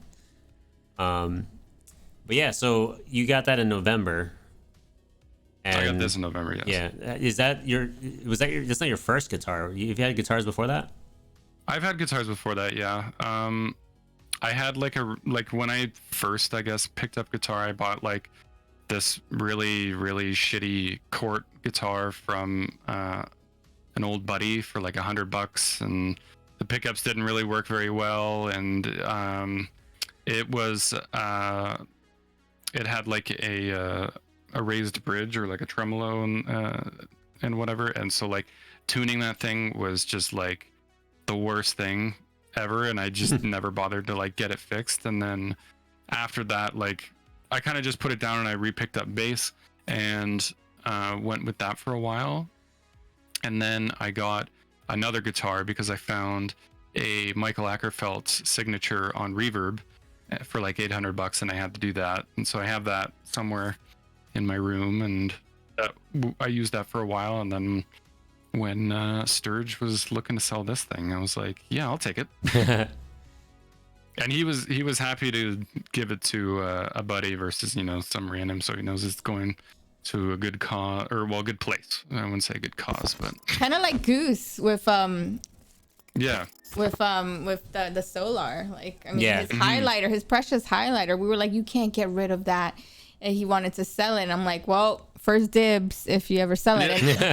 And yeah, it was last year. He was actually right. I think it was YenYorkCity, and then I think it was Goose the following week. It was like, yeah, we're back to back, like besties, back to back, And yeah. it was so nice. It was so nice. And Eric thank you. plays bass. Thank you for the follow. Thank you so much for the follow. Oh, another bass player. Welcome. yeah, he's another streamer. Bringing in all the basses. Yes. Let me know also. Let me know if there's any bass players that you think would be awesome to have on the podcast. Definitely him. He's probably easily one of the most knowledgeable people I know, and he actually works for Sweetwater, since we were talking about that We were earlier. just talking about Sweetwater. Oh, look. Well, there you go. The planets are Did you bring candy? I like the banana Laffy Taffy. That's my favorite. My personal favorite. So, I don't know. Everyone's different. Give me them honey-O's. The grandma candy, right? The honey-O's. Or the Mary Jane. I play biggest bass like drum. person I can. Oh, sorry. Go on. Oh no, I was just reading CP's. He says I play bass drums. Bass drum. That counts as bass. What were you saying? I was gonna say, easily though, like probably like biggest next target I would suggest for you guys, not like next interview, but next person to go like after is he was in here earlier, Relaxander 666. He's my best friend and one of the greatest guitar players I know. So sweet, yeah. He's Shoot us a message with some recommendations, even on Discord or something, and then. Oh, dude, yeah.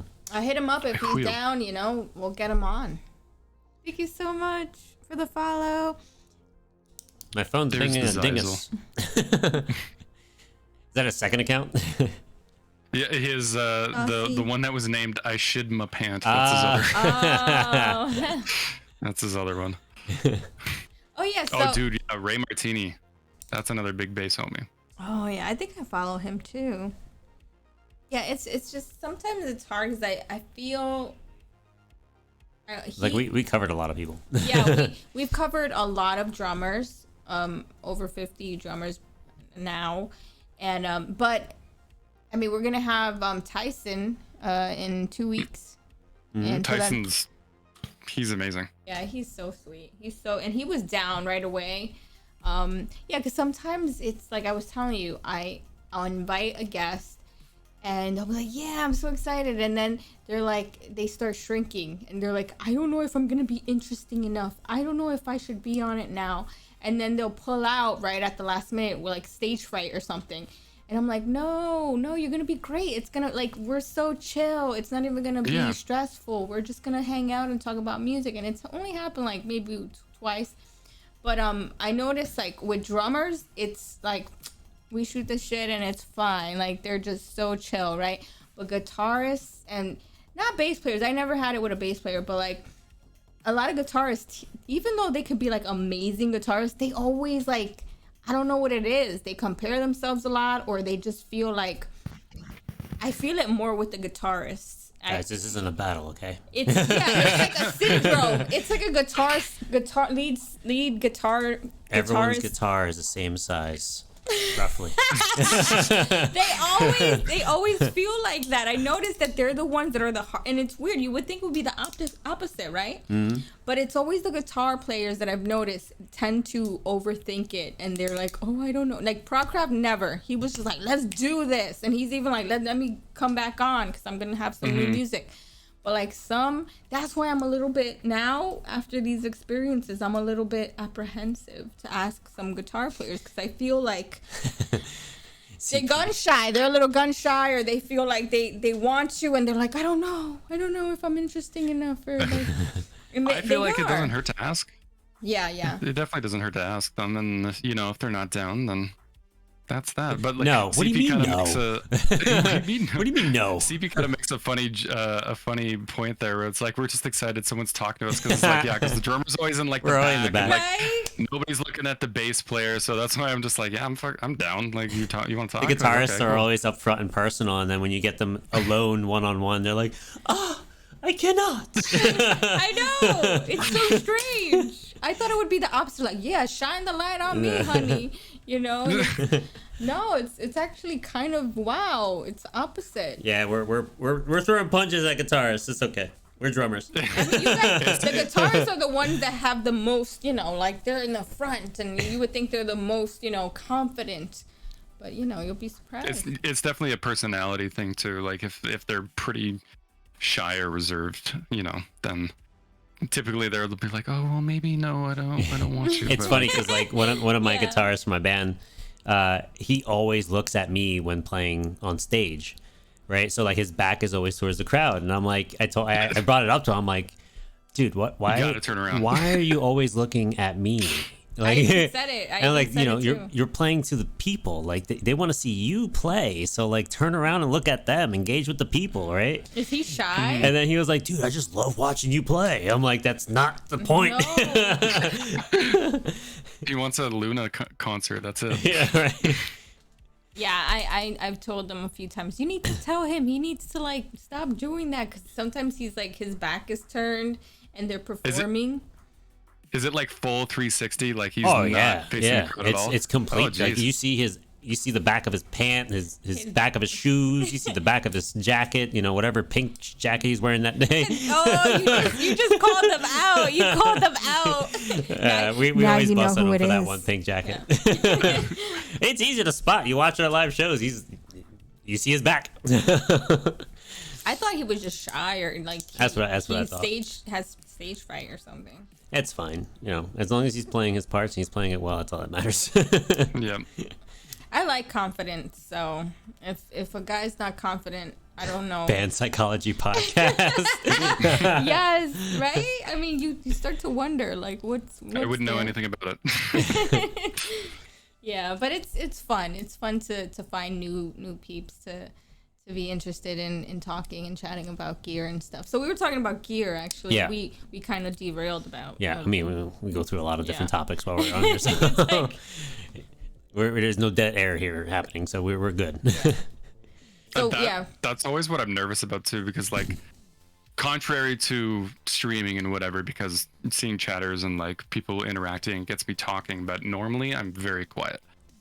Oh, yeah. I mean, we build a dynamic naturally between Yen and I, and then like in case there isn't anything else happening outside of the the guests' conversations, but we kind of drive like where we're going with the conversations just from the topics at hand, and then things just kind of spark, and then we just go with that. Yep. And then at any point in time, when you're saying something, we let you take the lead. So yeah, in the beginning of being a podcaster, I remember I used to have like a list of things I wanted to ask. So I would be like, and now I'm bullet like, points. I'm like, no, I realized that it feels so much more natural and fun when you interact and you kind of go with the flow and you just let the conversation just go, because I don't want it to feel like an interview. I want it to feel like friends chatting about gear and music and what they like to stream and stuff.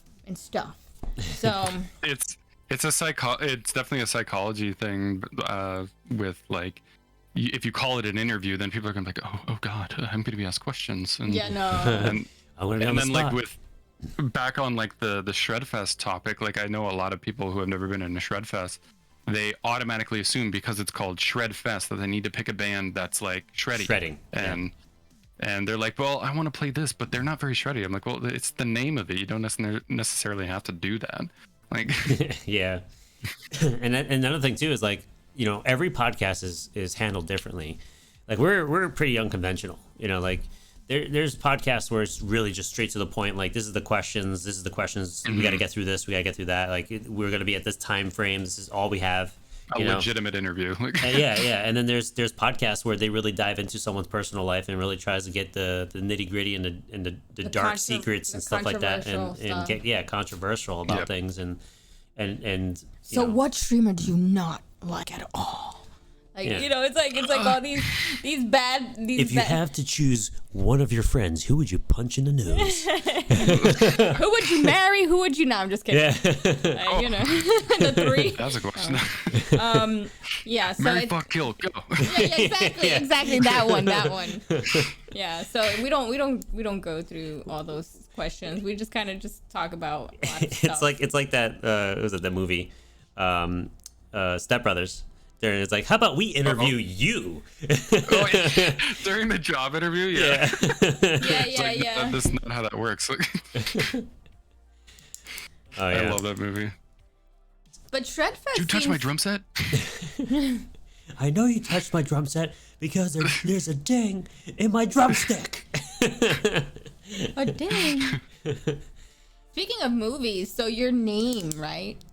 It derives from a movie, right? It's from a movie. So, you want to tell us more about that? And are you still doing the same branding? Because I know you said something changed in the stream recently. Yeah. You were considering a change on your brand? Like, I wouldn't say like I've changed it drastically. I still have a ton of like, spoiler, it's Scott Pilgrim. I still have I still have like a ton of emotes that are, like Scott Pilgrim characters or in the style of, and it's one of my favorite movies. It's one of my favorite graphic novels to read, and the name is literally just there's a character. Well, I don't know about a character, but like they play a video game in the movie where it's kind of like Dance Dance Revolution, but it's like being a ninja and you do like ninja moves and whatever. But then they stumble upon an enemy that's called NegaGrier. So I was just like, okay, I could take Nega and just put my name on it, and there you go, Twitch name. Like, because it's one of my favorite movies. The alter ego. The alter ego, exactly. I don't do like a doctor disrespect thing where like my name is NegaGrier and I'm gonna be negative and mean. That's not my thing. But, like, No. I'm gonna hate the world. I'm gonna. yeah, it's not my negative personality with the name on stream. So if Greer was just Greer, who would Greer be? I mean, I try to be me as much as I can. No, I'm just saying, like, if this is NegaGrier, who is Greer? Oh, I'm just this like, I don't know. I'm monotone and I just stare into blank space. There you go.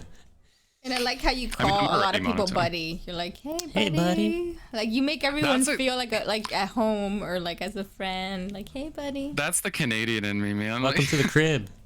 that's buddy is like a big thing over here. Like, actually, this is a funny story.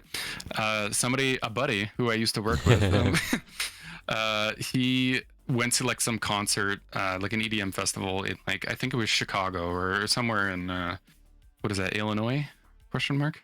Yeah, Chicago, Yeah, okay, Illinois. so somewhere in Illinois, and he was over there. He met like a bunch of people from the States, and something happened. And he goes, "Oh, hey, fucking buddy over here," and everyone was confused. What? Everyone was confused. They're like, "Yeah, what about him?" And they're like, "Oh, it's just fucking buddy over there," because like that's like a hugely Canadian thing. It's just you end it there, fucking buddy, and you automatically understand. That was it. Yeah. But they were so confused, and I was like, oh, I guess that's just a Canada thing. I don't understand this passive aggressive point. What about him? Old It's like Rasputin. nothing. Hey, Rasputin. Welcome in. Thanks for the follow. Yeah. That's another buddy. What's up, Jimmy? Hey, buddy. Hi, Jimmy. What's up? He's also a Rocksmith streamer and plays guitar All right, in let's his own go. band as well. Oh, really? Yeah, I think I've seen his name around a lot of our friend streams. So I think we're in the same circle. We just never been on the podcast. Like, I think, but I'm pretty sure I've seen the name because we hang out in the same streams. Jimmy, come on this podcast, man. Yeah, Jimmy. Damn it. Get on here. So what is? I know in Canada there's a lot of slang. So that's you would say that. Sorry, There's Tyson. Tyson's in the chat. Tyson, welcome in, guys. Tyson. My boy. Tyson, another amazing Canadian drummer, and he's gonna be on the podcast on the 18th. He's over there. He's yeah. over there. See the poster? That's very soon. Behind you. Oh yeah, right there. There he is. Handsome guy right there. Awesome. Yeah, he's gonna be on the 18th. So give him a follow right now so you don't miss him. And yeah, we're gonna be talking about a lot of fun stuff. And yeah, we're excited for Tyson. We're excited. He goes in because when you see him, you're gonna be like, damn, because yeah, he's that good. He's a handsome boy. Yeah, he is too. And a lot of times I've been on his stream, like I've lurked, but when he's very interactive when you do talk to him, and it's just so fun. And we had such a good time last time. We were just chatting in there and many languages that he speaks.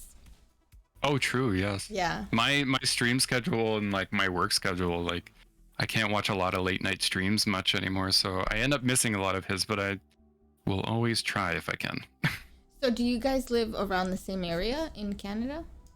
Oh yeah, he's like, well, I don't know about now because now I know he got married. I don't know if anything happened there, but I know he was in the Toronto area, which isn't very far from me. Yeah, well, we're gonna get to know him and everything about him on the 18th. So make sure to watch the stream if you can. Greer, come by. But yeah, Greer is here today, and he just played an amazing song. I love that. 2 songs. Yeah, 2 songs. And if you guys have so far. any questions for Greer, let us know.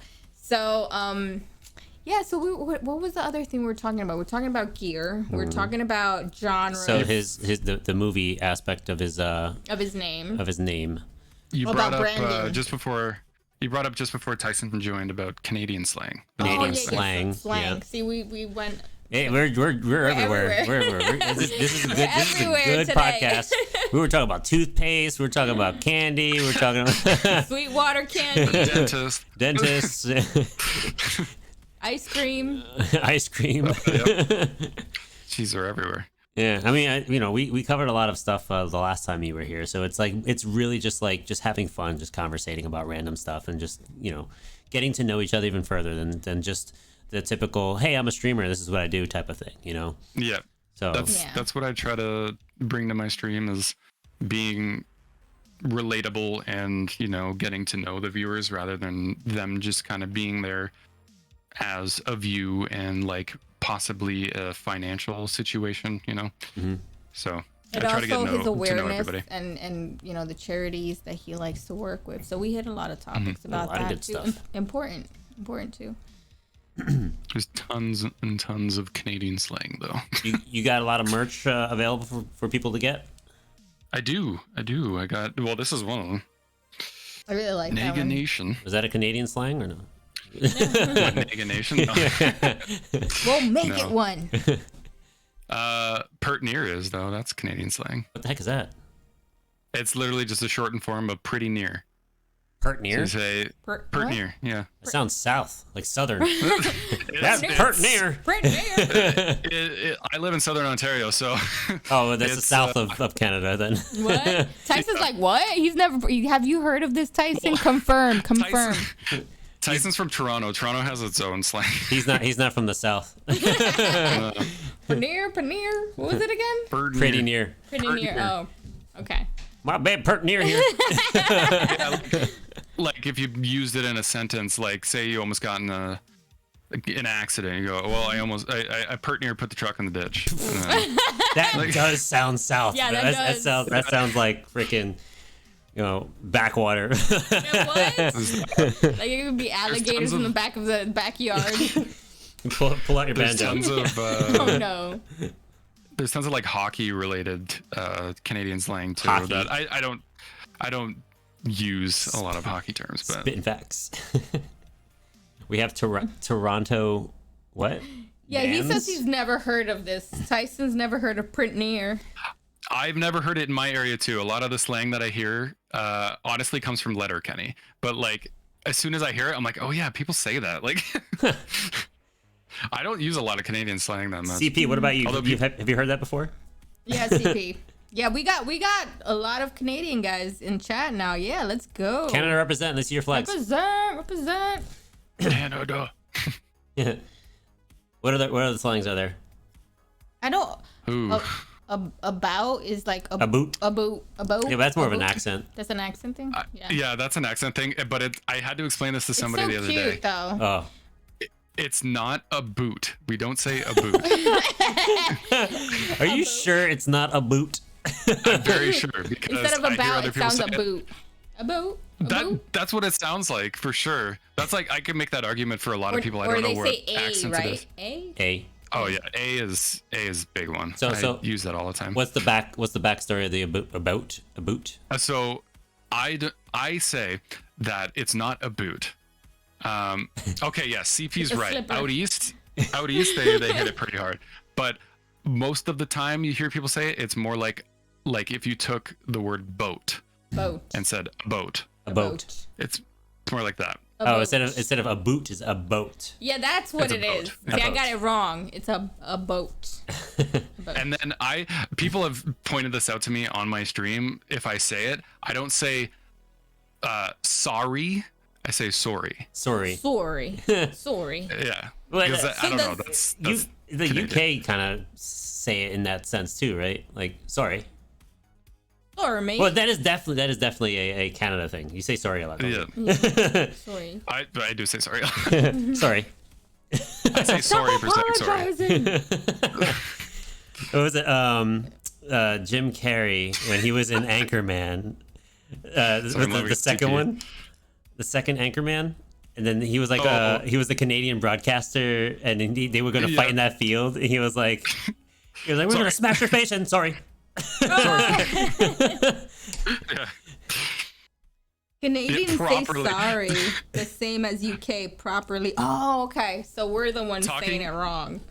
Talking about properly too. Properly spelled words, in my opinion, like color and honor. You need that U in there. I'm sorry, US, but Wait. Oh, yeah. We don't. Honor. Yeah, with a U instead of just Honor, an yeah. Honor. R. Color. it's not Color. O, it's O-U-R. I mean, New Yorkers, we talk trash. Like we say a lot of slang. I mean, that's all of America. Yeah, but I think everyone has their thing, their slang. Like me, I love a British accent. Oh, like. I'm British. I'm British. Yeah, I'm British. One that's up there for me is Australian. I like Australian accents a lot. Yes, me too. And we've had a few Australians. Aussies, yeah. Yeah. Toothy, Matt Burrows, Damo. Damo. Who else? I know there's someone else that we're missing. Was Australian. I believe you had him on. I can't remember. Oop. I just can't remember his name on top of my head right now. Oh. Yeah, we've had a few Australians, Aussies. They're so awesome, all of them. Yeah, so I do like that accent too, but I like a lot of them. I just anybody that I just had this like funny scenario just pop in my head. Which one? Like if Canada ever went to war, and they were shooting people, they would be like saying sorry every time they hit the trigger. Why? As they walk by the bodies. Sorry. Sorry. Sorry. I didn't mean to kill you like that. Wait, no, it'd be like, oh, I didn't mean to kill you like that. Hey, buddy. Hey, buddy. Oh man, it's just the humor behind it. It's dark humor, but it's humor. Yeah, that's pretty dark in these times too. But I know that a lot of bass players on Twitch tend to have a really good sense of humor, and drummers too. I feel like drummers are just like filled with the witty personality, and I always say they should have like a separate mic for the drummers because they always have that banter between the singer and the drummer. But bass players tend to be like on the side, and I get mad at his bass player because he's always on the side. Oh yeah, he's hiding. And I'm like, oh, but I love Chris so much. He's so good. Yeah, he's so good. And then he's always in the corner, and I'm like, why do bass players always get like thrown in the back? Yes. With the drummers. But you guys are always like the dynamic between the drummer and the bass player. That's why always, we like, want to be together. Yeah, you guys are like married. You we know? got to put the drums and the bass up front and put the singers and the guitars in the back. That's the rhythm section. Change that dynamic up. I mean, that's what makes you want to dance. You know, the drummer and the bass player. So, that's why like funk is making such a huge like comeback right now. Bass and drums, catchy bass and drums. Yeah. Rhythm section for the win. Yes. Absolutely. So, what are your favorite bass players of all time? Oh God. Yes. Well, the last song that I played from Haken, he's one of my favorites. His name is Connor Green.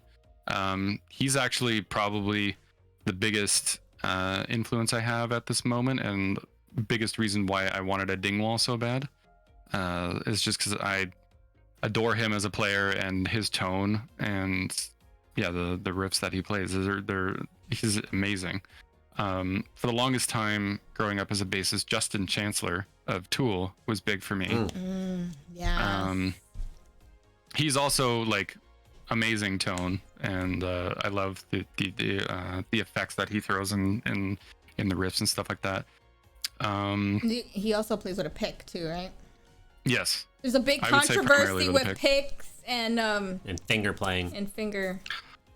I do not entertain that argument because I use both. Many people use both. Connor Green, the person that I mentioned, he uses both, and these are all famous.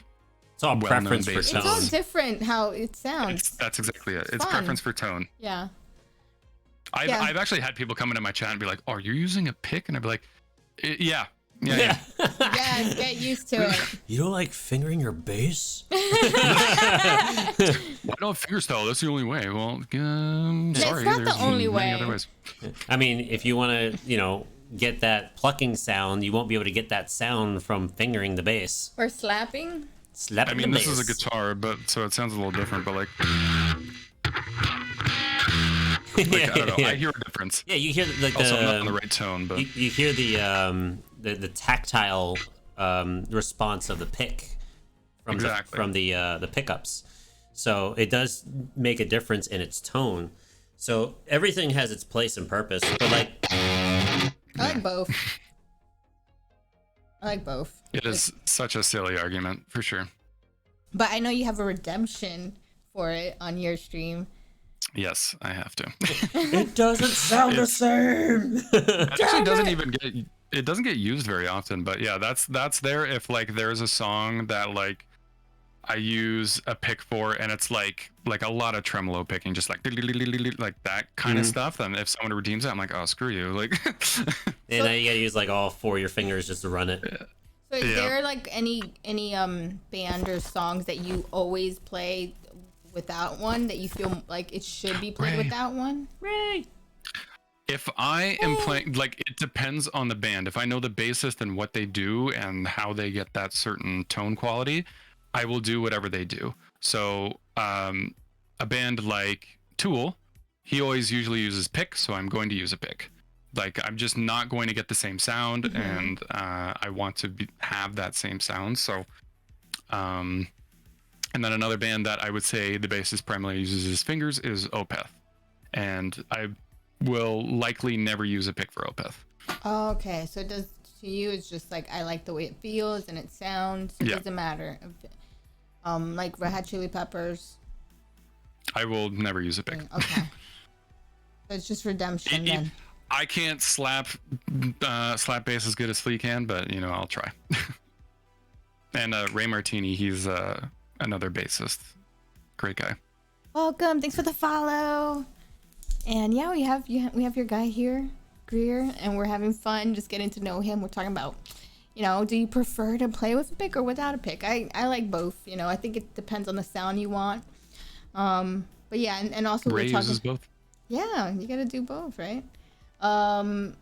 Also, we were talking about favorite bass players. So you mentioned 2. So I always ask for 5, at least 5. Okay. Got this. I guess another one growing up, Geddy Lee, of course. Yeah. That's a huge one. I like he could be there. I will never get as good as him.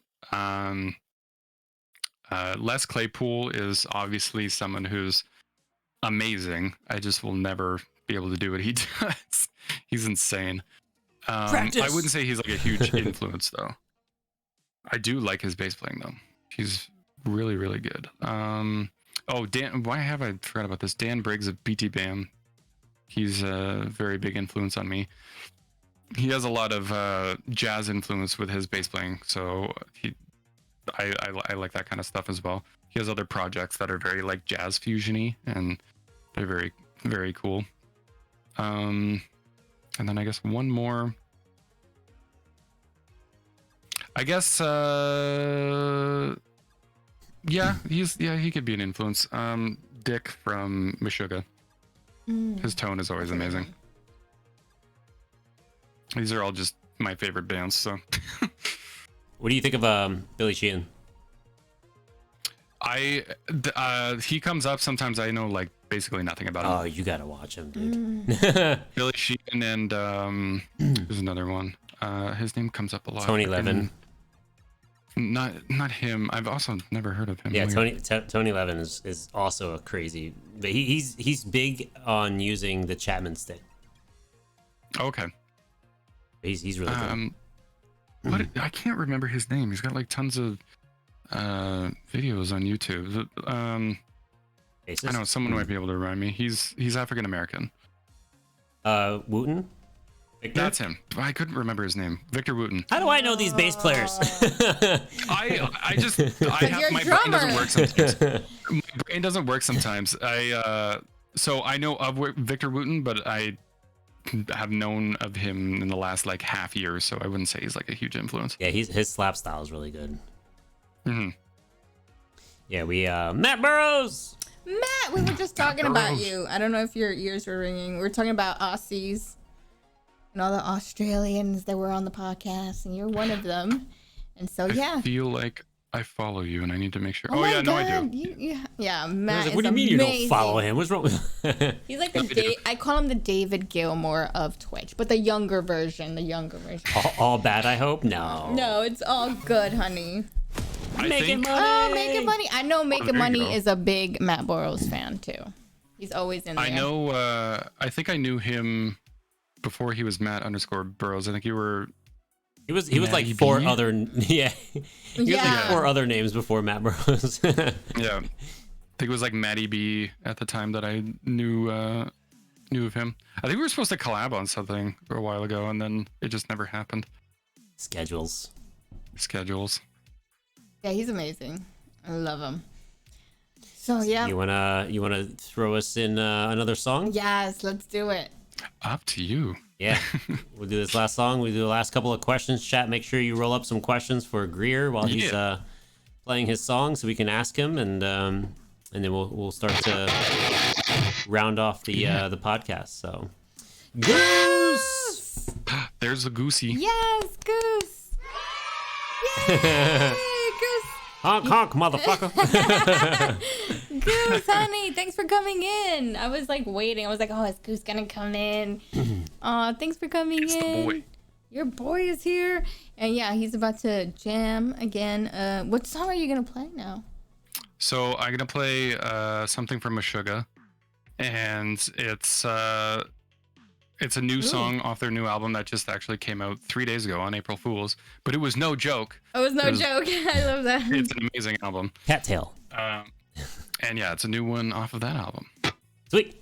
Let's do it. All right. All right, let's do it.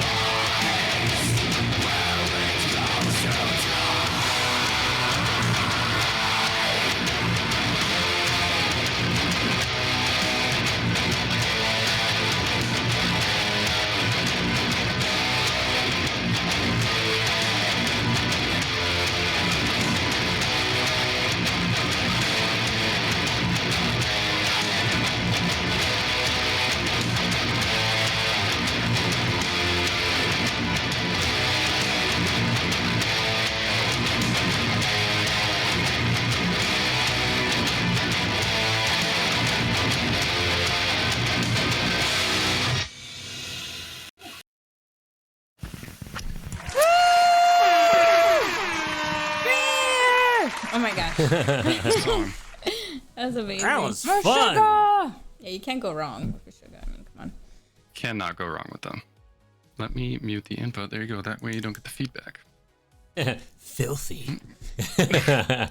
Absolutely filthy. Ugh, so good, so good. That's why they're one of like my favorite bands. They're groovy. They're always like in the pocket. They're one of the tightest bands you will ever see live. I've never seen them, but I've just watched a lot of concerts and I need to go see them. So And what's the they're last show that you filthy. have? So you never seen them live before? Oh, we got to make that happen. They haven't come to Canada like since this whole pandemic, so I haven't had a chance.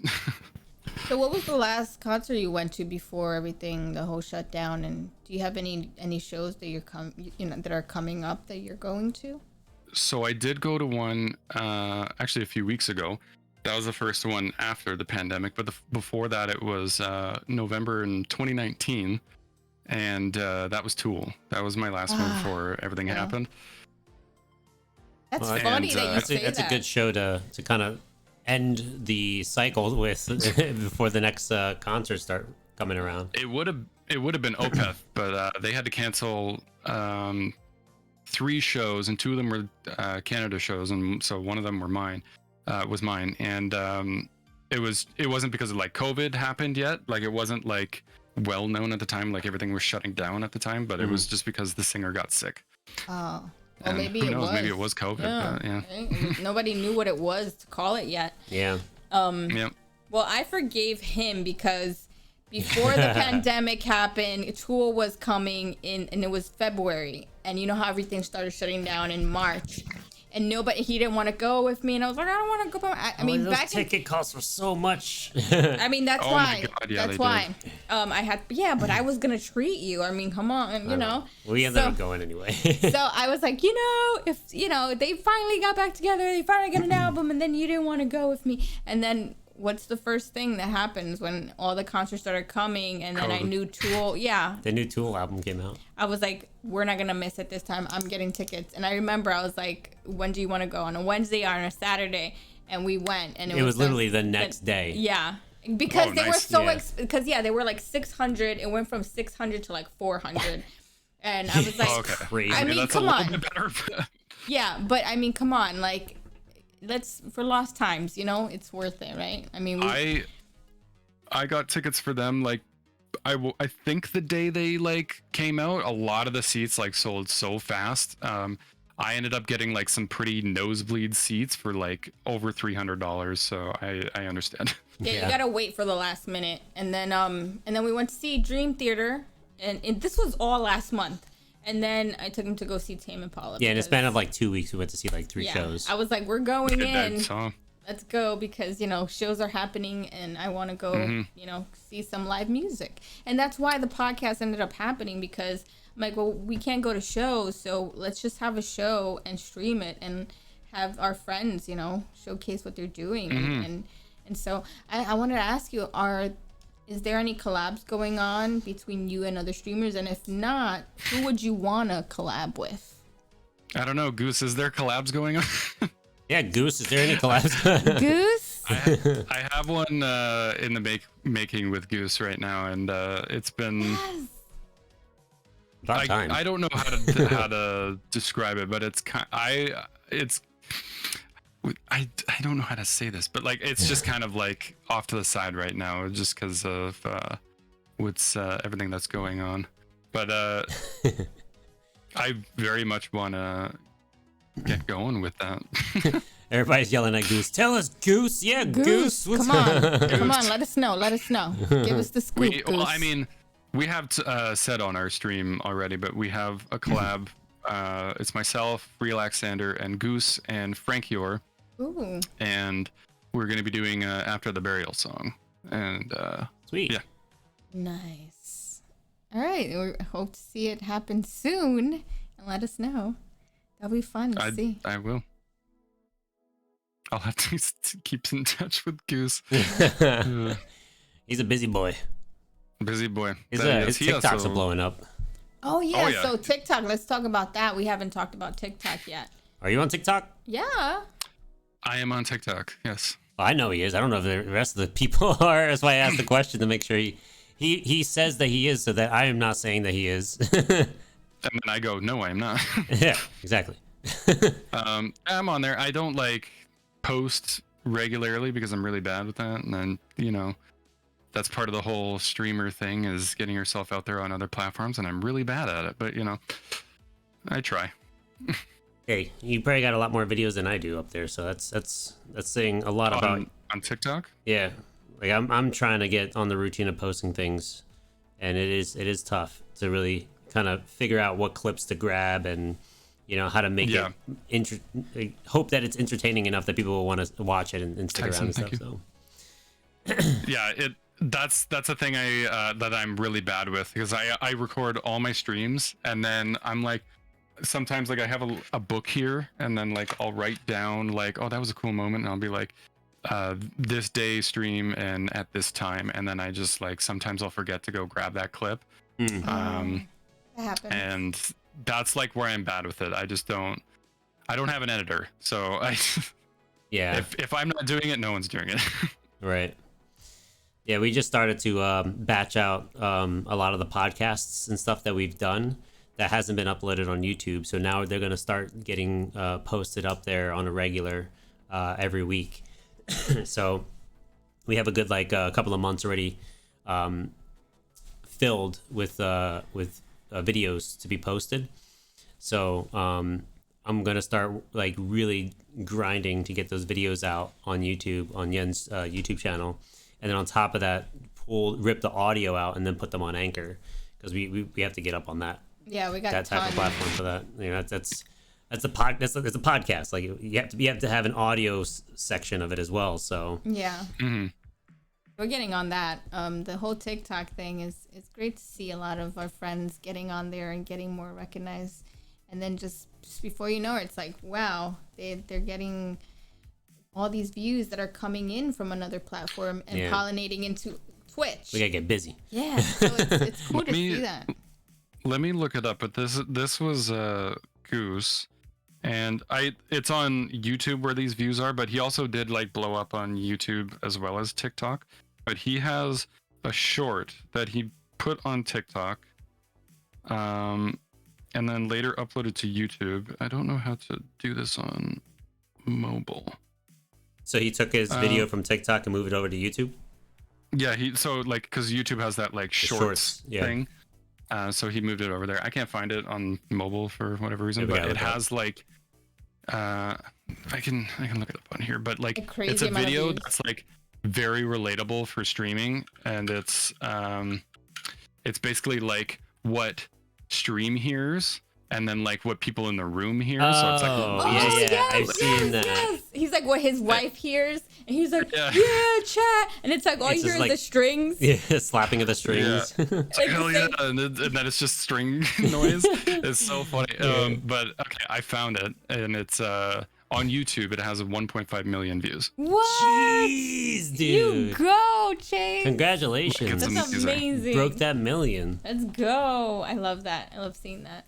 Yeah, I love that. That one is so funny. And then I've seen people do it with with the electronic drum kit is like that too. Like I hear him, like if you hear the tapping. Yeah. And I'm over here like headbanging, just going at it. Like we hear like full on drums, and then the outside's like Yen's just sitting there like, yeah, you hit those. Yes. I don't know what's going on, but it looks like it's going well. Yeah, that's so funny because it's true. It's really true. Yeah, Goose has a lot of fun ones, but you also have some fun ones, and you did like a collab one there too. Collabs are really big, and it's good to get yourself out there so that you kind of integrate other streamers and have. That's why I'm always about like, are you collabing? Are you collabing? It's have cool. you tried doing that? Was that on TikTok where you can like duet and stuff? Duet, yeah. Have you tried that? I've done a couple duets, nothing like music related, but like I don't know. I did one that like where a guy was like, if I break in your house with a copy of Emperor's New Groove, what are you gonna do about it? And then I did like a Kronk voice, or something like that. And I don't know what else I've done. What else Yeah, do I'm I just do? trying to figure out like how I'm to really bad get at the TikTok. solid audio for like the drums. Like if I want to duet with someone that's playing guitar or bass, how to get that solid audio for the drums to be on there with the duet. So I don't know if I have to like Yeah, I don't- download or something. You guys should try to do that together. Yeah. Come on, Greer. Do at each other. Come Yeah. on. Yeah. Duet music. Let's do it. Goose, come on. Come on, Goose, let's do it. Yeah, Goose duets a lot. Goose has a lot of traffic on TikTok. He's always got these like people commenting and him making TikToks of comments and stuff too. I've He's done done it. He's done the it. You have to show me how to get the audio in there then. Because I think he does have no everything idea. straight through like OBS and then just kind of edits it into like a TikTok format. That's what I was doing for mine. He did try. I remember I was in his live on TikTok, and he did do a live, but like the audio on there of just like the phone taking the room audio was a little sketchy that he found out. But yeah, a lot of people use like actual. Well, figure it out, proper guys. Figure it out and do it. Get it done. time is of the essence. We gotta get this shit out now. It is the time. The time is now. Yeah, but is there any? Well, we talked about collabs and Yeah. Goose. So what else? What else? Chat, any questions you guys have Yeah. before we Chat. we let Greer enter his stage of gaming and When Lego is your- building? Yeah, when is your next stream so we can catch it? Wait, what's today? Monday? Yeah, tomorrow. Streaming tomorrow. Nice. What time? I will be streamed tomorrow. Around 6. Well, okay. Yeah, 6 o'clock. Okay. I'm doing a lot of thinking too because this the new work schedule. Like, I don't get home till like at least on this schedule until 4, and then like that only gives me like a couple hours of like downtime. But if I'm on a different schedule, I get home at 5, so then I only have like an hour. So I still got to figure out like what to do and like when to start. I might have to push it for a couple streams, but at least I don't work Fridays anymore. So That's good. Oh, that's good. Got your weekends? I got long weekends, so Very all good. the time. Ooh, That's a good break. It's 10-hour work days, and Oh, so full you're time, you're yeah. working that extra hours to get that day out. yeah, That's tough. it's not bad.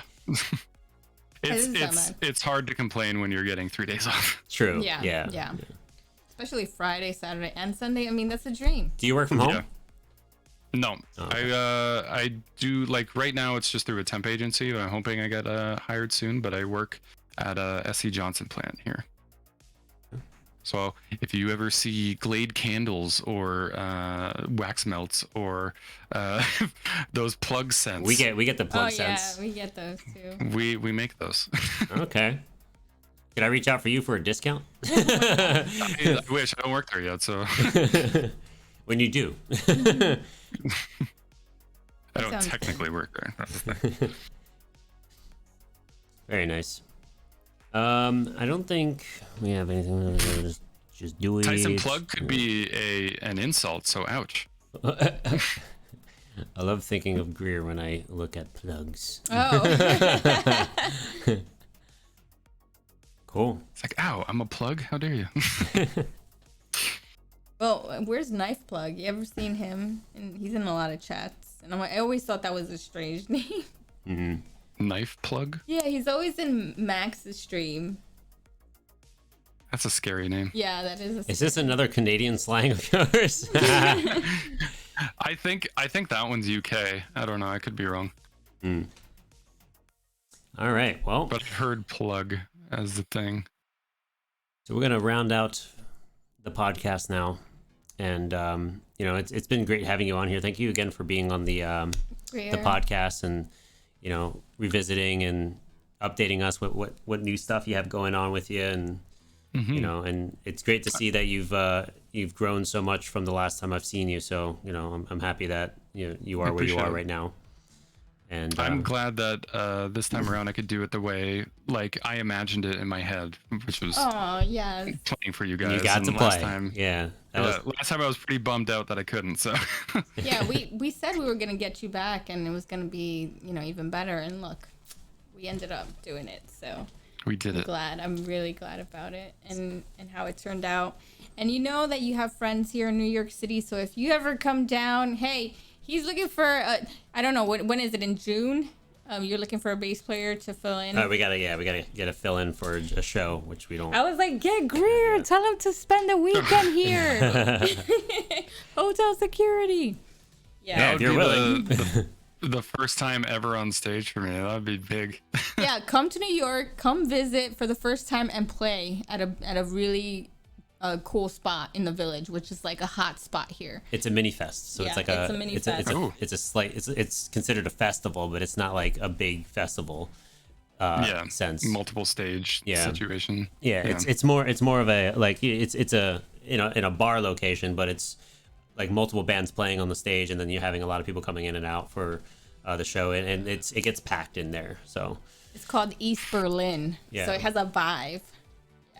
Yeah, they expect us to sell a bunch of tickets, and the amount of bands that are playing with these amount of tickets that's to be sold, there's a max capacity of people that could be inside the building, and you're definitely selling more than what the max capacity is. Yeah. So there's gonna be people waiting on the outside. Depending on how big that bar is, you mentioned. Yeah. Yeah, but hey, if you're willing to come to New York City, you can play in a really cool spot. So. and there's definitely love to visit New York. I've always wanted to be there or visit there. Yeah, well, we're always here. Doors always open. If you want to come visit, You let us know. hang out, bring Mad, bring her, and we're gonna have a good time with Maddie. Have a double date and a good weekend. If we ever come out that way, you guys are the first people I hit up. Yes, Some fun stuff. Shotgun. Yeah. Wait, you guys drive in New York? What? Yes. Yeah, he does. He's getting used to it. And in the beginning, he was like that very. terrifies me. Yeah, in the beginning, I mean, he was a suburban guy, and then he went from the suburbs, Jersey suburbs, to New York City. So it was like a big, change. But he's navigating. I'm taking him to all the boroughs this weekend. We might go to Brooklyn, because there's a lot of cool stuff. There's a lot of the cherry blossom season. There's like a Japanese festival coming. For the year that I've been here, we've done a lot and seen a lot, so it's like it's definitely a life-changing experience for sure, because when I lived back in Jersey, I was home every day. I did nothing but like sit down, stream, edit, post, sit down, stream, edit, post, drink, sit down, stream, edit, post. And that was just the routine here and there. yeah, she would come down, and I would go up there every once in a while, and but like being here, there's a lot to see, a lot to do, and there's content everywhere. You walk outside and you can literally film yourself and talk about one thing that will last you for years. So just not what is it called, like main square, or what do you guys call it? Times Square. Yeah, we don't talk about Times Square. Times Square is just not Times Square. It's if you haven't visited New York, it's good to see it at least once, right? Because you get to see what the hype is all about, and after that it's the same stuff. It's just lights and buildings and just high expensive ads. like corporate stores that are there that are marketing to you, and then you get a whole bunch of run down. A lot of people are like homeless in that area, and there's a lot of It's like LA. LA seems really like, it's Los Angeles, but that's not the nicest part of California. Yeah. Oh, speaking of TwitchCon, we're going. Yeah, we're going. So Are you I going? don't know if you're gonna go. Are you going? I sadly won't be able to. Oh. The tickets are way too much money. Like the flight tickets were way too much. Oh right, yeah. You're coming from Canada. think- Yeah, round trip was like $700 or something. I'm sure now they've gone up because of the whole circumstances from across. I haven't looked in a while, but yeah, I saw that, and I checked that like a month or so ago, and I was like, that's and then scary. you gotta put a Well, you have hotel on 6 top months. of that. Yeah. Well, I guess. Well, I don't know. I know some people are gonna make it like a stream goal. Try to see if they want to see you go. Maybe. I would love to go to TwitchCon. I feel like if they do it next time, I feel like I'm gonna really try to go. Yeah. Well, it's gonna be fun. We're gonna do a lot of IRLs. We're gonna have meetups. So I do a lot of IRLs also in New York City, and I'm gonna be doing them in San Diego. So that's gonna be fun. I'm gonna have like instant podcasts with everyone. Be like, hey. Yeah, we'll be carrying the microphone back and forth. Like, Yeah. What's your favorite movie? Who did you meet so far that you liked and you didn't like? No, I wouldn't do that. I wouldn't do that. Okay, thank you, bye. Let's go to the next one. And Just we're make much sure to put shorter them in person, by the directly in way. their Just hit him in the face with it. Like, put it right in their nose and just their forehead. Yeah, it's gonna be What's your fun. favorite thing about TwitchCon? not even looks, just like. We're gonna be like vlogging the whole time. So it's gonna be so much fun. Yeah. We're gonna have so much fun. Yeah, we're definitely gonna document everything. So That So sort of we'll format bring you reminds me with- of. I was gonna say that sort of format reminds me of Billy on the Street, if you know who Yes, he is. yes, exactly. I love those videos. Like They're that. so funny. Yes. Oh, Greer, we've Hit had people so in the much head fun. or face. Yeah, this was fun. This was great. I thank you for having me on again. I appreciate it. It was a course. good idea. And anyone that's listening, and you're watching, we appreciate you guys for being here, hanging out, spending time with us, getting to know Thank you so much. Greer a little bit more. If you want to support us in the podcast outside of subscriptions, donations, and bits, we always have merch that you guys can get as well. We're going to be adding some new merch soon, and subscriptions give you certain perks. We're going to be doing a lot more to offer for subscribers. Such as, the ability to be on the podcast with us, have a sub podcast day for a specific sub tier. We want to give back to those that are helping us as well. And, we can't do this without your support as well. So, it's thank gonna you be all fun. for being here. Regardless if you can't, financially, you being here does help a lot as well. So Yeah, we love having you guys here interacting and getting to know each streamer one stream at a time. And next podcast is going to be with Tyson. Tyson, damn. Dang! Yeah, you guys are going to have fun. It's gonna be so Tyson, much damn. It's gonna be so fun. He's from Canada also, and he's a drummer. And drummers are my fave, kind of, So and bass players. No, you guys are all you guys. The rhythm section is what I'm saying. What I meant. Okay. That doesn't sound convincing. But yeah, Way to save yourself there. I need more bass players. That's the thing, though. Like drummers are always down, right? They're like, yeah, let's do it, and then I need more bass players to be down too. So.